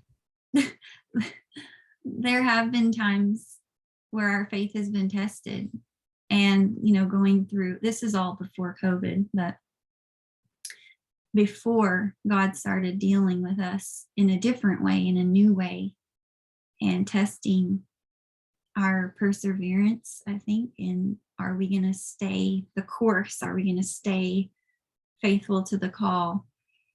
And, you know, like he said earlier, we lost our rental home, we lost our job, everything was put in storage, and then there was a global pandemic. And, you know, we knew right away that something was wrong when that all happened. We were already in a place of. Did you say plandemic or pandemic? I actually was even writing about it the other day, and I put an L in it, like even on accident. I thought I heard an L in there. No, we knew. I mean, the Lord told me when they were shutting the churches, this is not of me, and it's not for your family to participate in. And so, and we were already, you know, things were already up in upheaval in our life. So we were already kind of really like, Lord, what's going on? And so when that happened, we're like, oh no, this is not happening. So Yeah, and so the idea like is, for example, Just in case anybody's too weirded out by this, we do have some Democrats that listen to this and stuff, independents. You know, they call themselves independents. Who knows what they really are? But I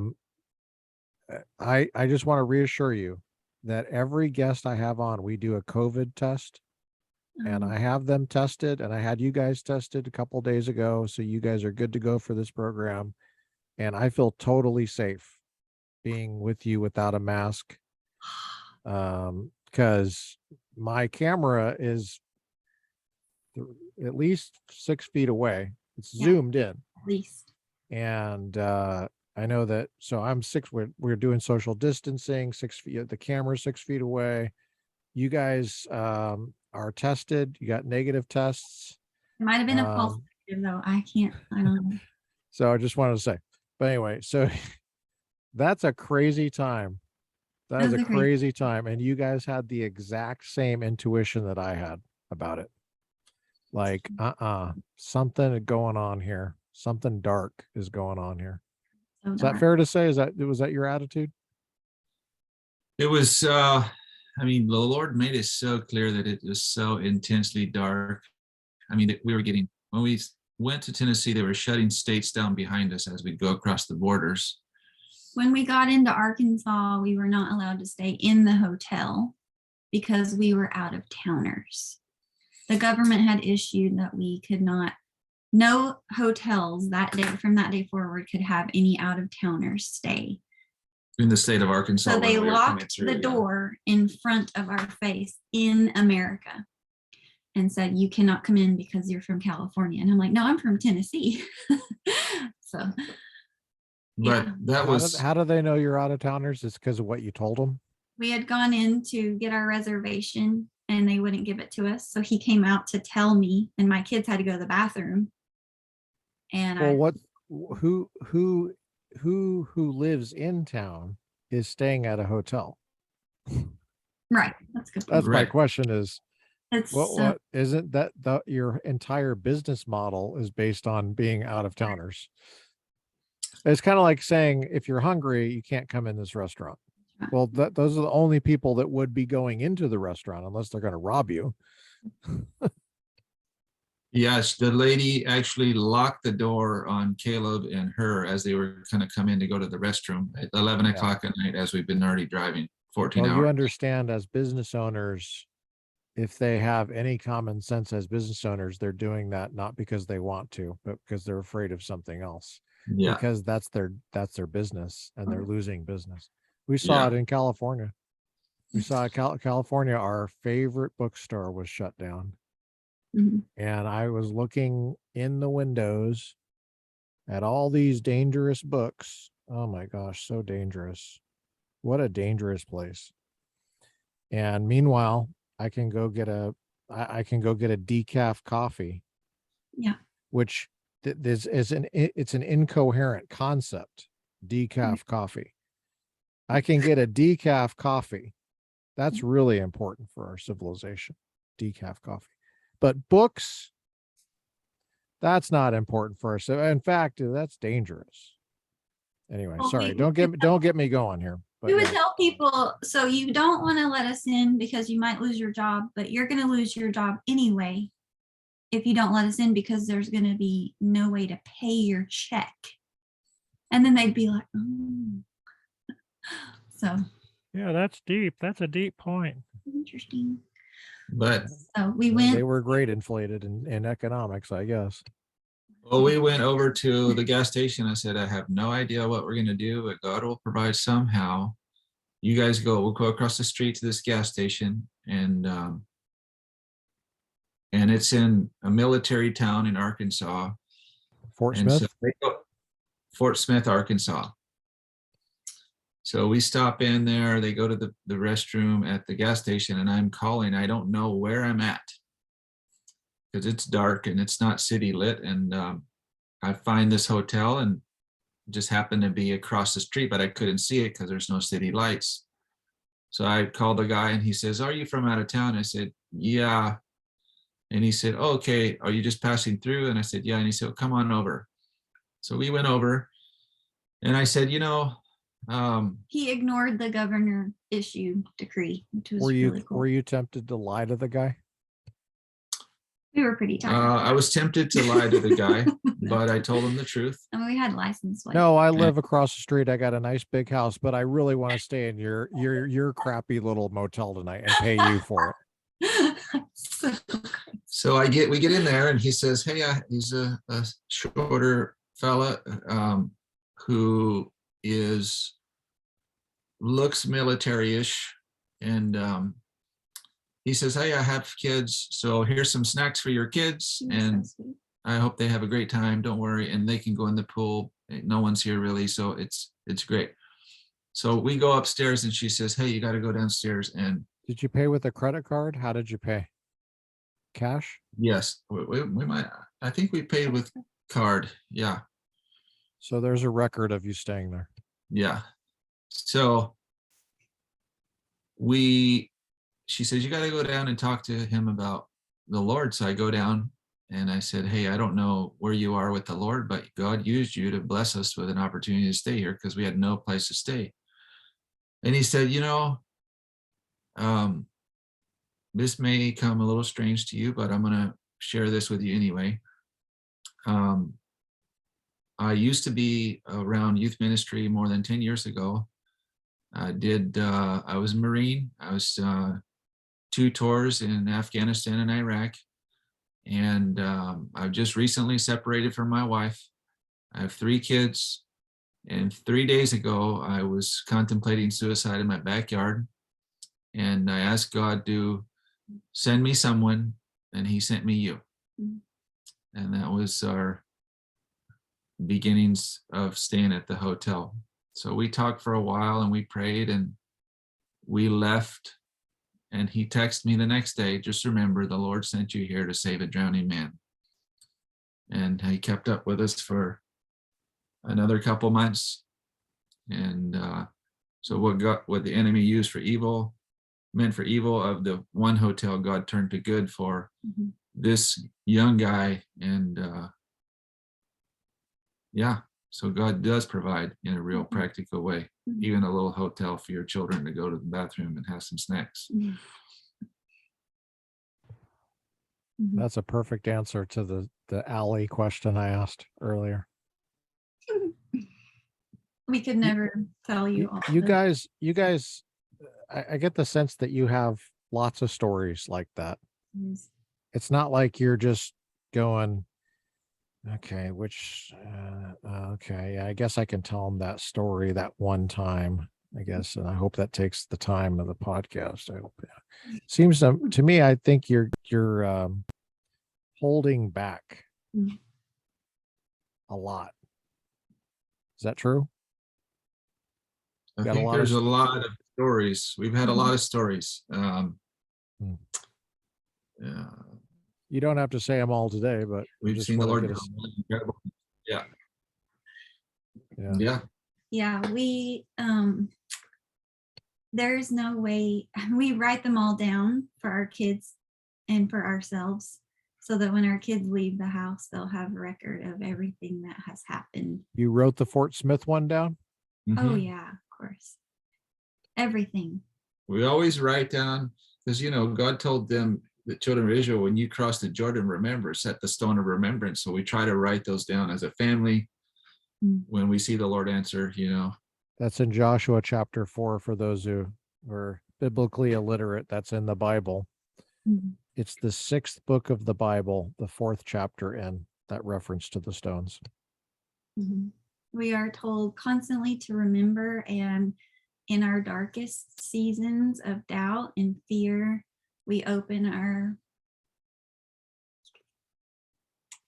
family journal. So remember what God has done, so that we don't forget what he's done when the temptation is to turn away and turn back and walk back in fear, which kind of goes into the idea of, like Job honored God, but everything was taken. So it can't be that because you honor God, everything's going to be amazing. Sometimes it's going to be awful. And is that really God? And that's really, I think, what God tested us in 2020 is, do you really trust me when everything's gone and you can't do what you do? Is it really me? And we saw parts of that Job experiences of, well, maybe surely you've done something wrong, because you can't be obeying God if you're not blessed by, especially in American senses, your health and your wealth. When those things are taken, then what do you have? Did you do something wrong? Were you in sin? Sure. Those type of ideas. But then on the other side of that, sometimes following the Lord, you suffer for doing good, as the Bible teaches. And every time. That's a deep point. Yeah. Because health and wealth are two things that to some extent we can control, because God allows us to control that. And they're very popular things to control, right? Eating what you eat, how you work out, whether you work out. There's huge industries all around that. And it's all about getting control of that to the best you can for people that want to do that. And then there's a whole financial services industry geared toward trying to control your finances. So I think it's hard for people to get a handle on that, because they wonder, how much do I have to control? How much should I control? How much does God want me to take responsibility for this? So how do you handle that? So that's a good question. I think you do it's always the same answer as unto the Lord. When you're a little bit too into your health, the Holy Spirit will show you, you're spending too much time on this, or. And Abby, you say this, let me explain, let me describe Abby to those listening. Abby has 4 kids. She does not look like she has 4 kids. You look like you're in pretty good shape to me. You're very tan and you look like you're very well put together. You look like you take care of yourself. Do you work out?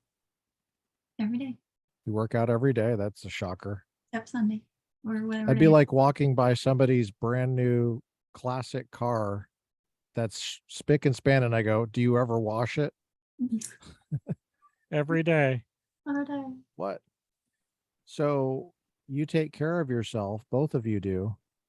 Michael looks like a GQ fashion model to me. He looks like he's on the cover of GQ to me. And you don't smoke cigars, dude. Don't Michael? smoke cigars. I probably would have smoked a cigar with you by now if we had. It's been 20 years. You have some chew though, right? You got some little dip in? No dip. No dip. Okay, that's just how your lip. This Just whole how- time, that's how your lip is. That's how it is. Oh, okay. Well, I learn something new every day. Wow. Some people put the dip in their ear. You know how some people shoot up between their toes? Some people put it in their ears. So I want to take a look at your ear there. It doesn't look like it's there. All right. So you guys both take care of yourself. I think it might be kind of a tough thing for people to think about going into ministry if they feel like they have to not well, to give up kind of control, right? Over finances. It just seems scary to me because you're totally at the mercy of whether this other guy is going to obey the Lord. Mhm. You know, because God's not going to force anybody to That's give. right. So how do you deal with that? Mm. Yeah. Well, I think it's a wrestling. It's always a Would you wrestling. trust other people to work out for you? That's true. You probably wouldn't look so good if you did. No. But this is one area where you can't work out for me. Mm. But you can obey in your giving the Lord, not for me. Because if you're doing it for me, it's not under the Lord. Or I can work out under the Lord, but I can't work out under the Lord for you. You got to do that. Mhm. So we're all responsible for our giving under the Lord. Yeah, it sounds weird, but there's a peace because it's kind of like when you're on a roller coaster and you're kind of braced at the beginning. And then when you start going around the loops, you kind of get a little bit looser, you know? It's getting kind of crazy and you're just kind of feeling like the loops as you go around. And I think there's a peace because you realize you're so far into it, you cannot stop the roller coaster. You might as well just let your joints go and not be stiff and hurt yourself, you know? And that's kind of how it feels. It's like, you know, we've been trusting God for provision. When I quit my job to stay home, for those of you moms who say, I could never afford to stay home, we were $1,000 short a month on our budget. What job did you have? I was working at Biola as well in the registrar's office, Mhm. and I loved it. I used to And go in there and say hi to you and see you. But you know, God told me to stay home with my kids. Mhm. And I didn't grow up in a home like that. So this was a new concept for me. But when I quit, we were $1,000 short a month. And on paper, there's no way we should ever have any children. But here we are, you know, and we've always fed them and God feeds them in ways that were just hilarious. It's so fun because you are watching him do things. And we decided a couple years ago, we'd rather die trying to live in faith than sit back and shrink back in fear. And that's what it came to, is we're gonna believe the Lord and do this. So Yeah. So, and the idea of like control of your health and your finances or whatever the case is, because God provides whether you're going to the 9 to 5 or you're support raising, it's still his provision. When you go to work at a job and they give you a check, you have the illusion that you're the one providing. You're just deceived. But you're not. Mhm. It's still God's provision for you both ways. Mhm. He just decides to do it differently at different times. And we've done both. Mhm. Pro sports, 9 to 5 at the office, and now in full-time ministry support raising. But it's always been his provision, regardless of how that comes. It's just, do we want to recognize that it's him who does it? And it's not the job, and it's not you going in, and it's not the American Protestant work ethic. God helps those who help themselves. He's the provider. Are you guys Catholics? Not today. So you're Protestant, but just you're criticizing the Protestant. Is this a self-criticism? Yeah, I mean, Yeah, in the West, as a Christian, a lot of things are cultural. You have to determine what's cultural and what's Christian, what's biblical, and what's not. Because if it's biblical, it should work in every culture. And if it's not, it shouldn't. So it always comes down to, is God the provider, or are you? And do we want to Do we take believe or do we not? do we want to trust or not? And we all have to do that individually. And the greatest faith step we're going to take is when we say, take me home, Lord, we're going. And that's what we're really preparing for, is that time where we give up our own body and control of their body, which we never had control of anyway. So Just practice. Well, we do have some control over some things, sure. because somebody might be listening to this and go, I guess I don't have to go to work today. I'm not going to get fired. We have Yeah. choices, and We have choices. That's that right. We are responsible for we're something. We are responsible, to be yeah. good stewards right. of our finances, of our bodies. But when God says step out in faith, quit your job, and you obey that, and he provides again and again and again, your faith grows, and the next time he tells you to do something else, you do it maybe a little bit easier, maybe not. But Your faith should be growing as you grow. Yeah.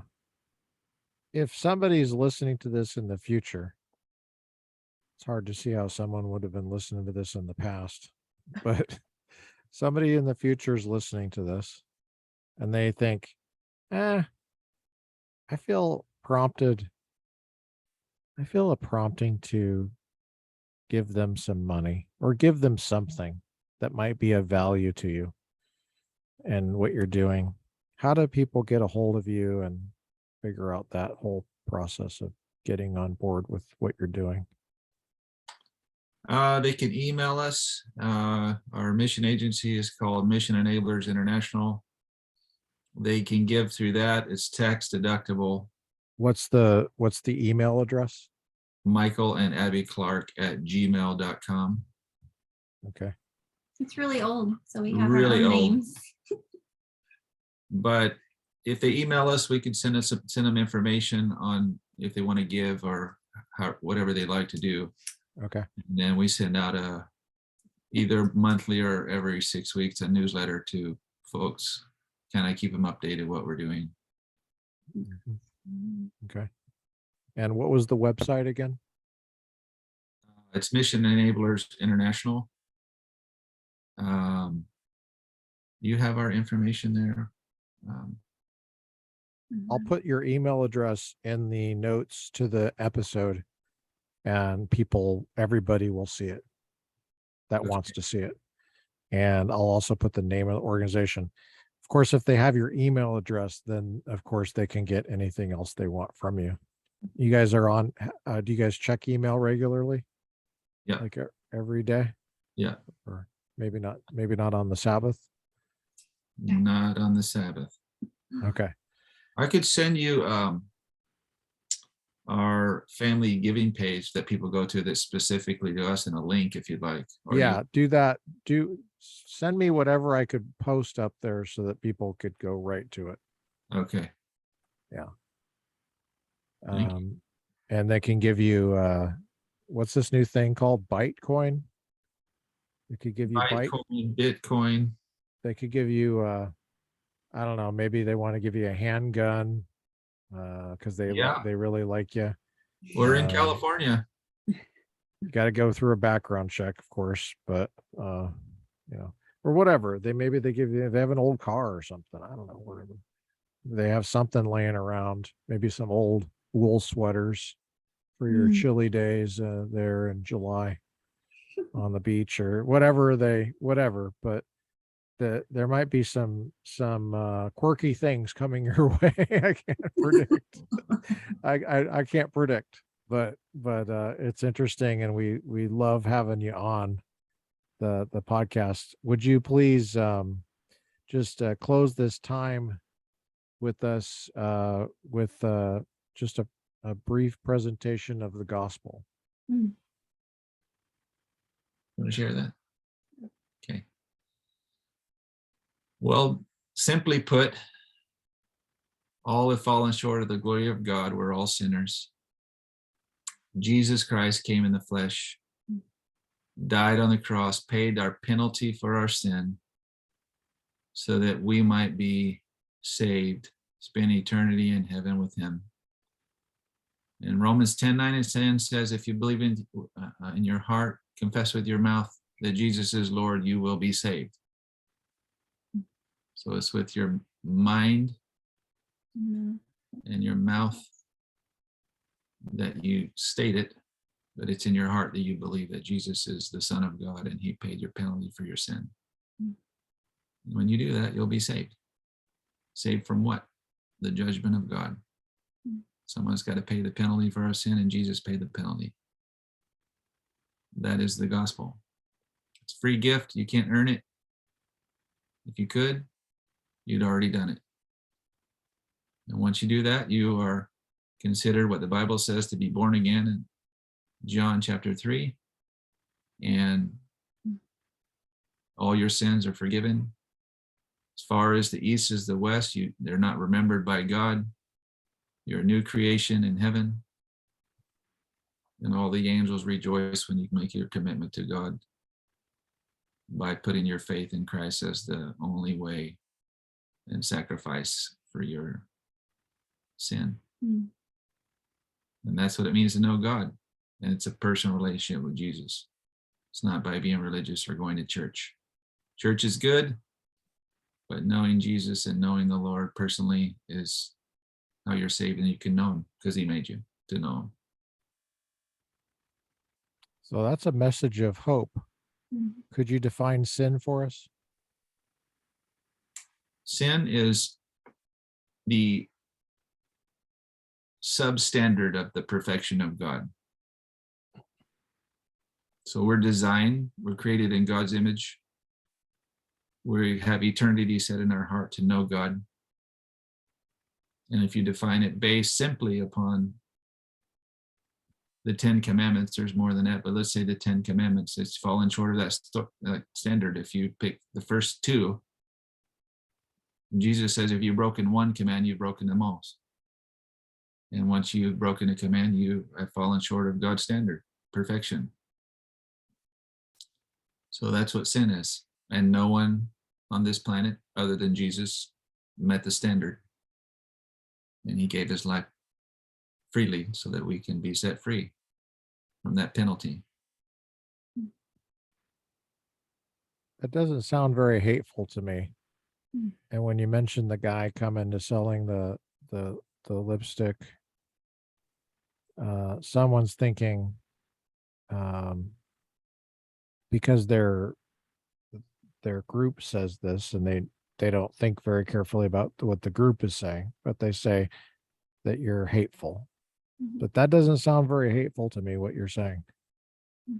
It sounds like a message of hope and love. Is that how you would characterize it? Absolutely. Yes, there is a enemy telling people lies. So that person has been following their group, which is men, telling them what's normal. But the standard is the word of God, and that's where we get our morals, is outside of us. We can't create our own standard. So when we subscribe to the truth, we're the ones that carry that hope, that message to other people who can't hear it. So there's a sadness for that person because they're not experiencing the fullness of God, the abundant life that God offers to them. And if you ask them, they'll even confide in you that they are confused. Probably, possibly, yeah. So this is the Clarks, Abby and Michael. So glad to have you on. Thanks for sharing what you shared. And I'm going to pray for you. Thank you. Lord, we ask that you would pour your abundant provision on Abby and Michael. And I ask that you'd honor their faithful hearts and service and give them courage and joy. Protect their children and their household. Guide them in their next steps now and till the end. In Jesus' name. Amen. Thanks, friend. Thanks for having us. You bet. Don't give up.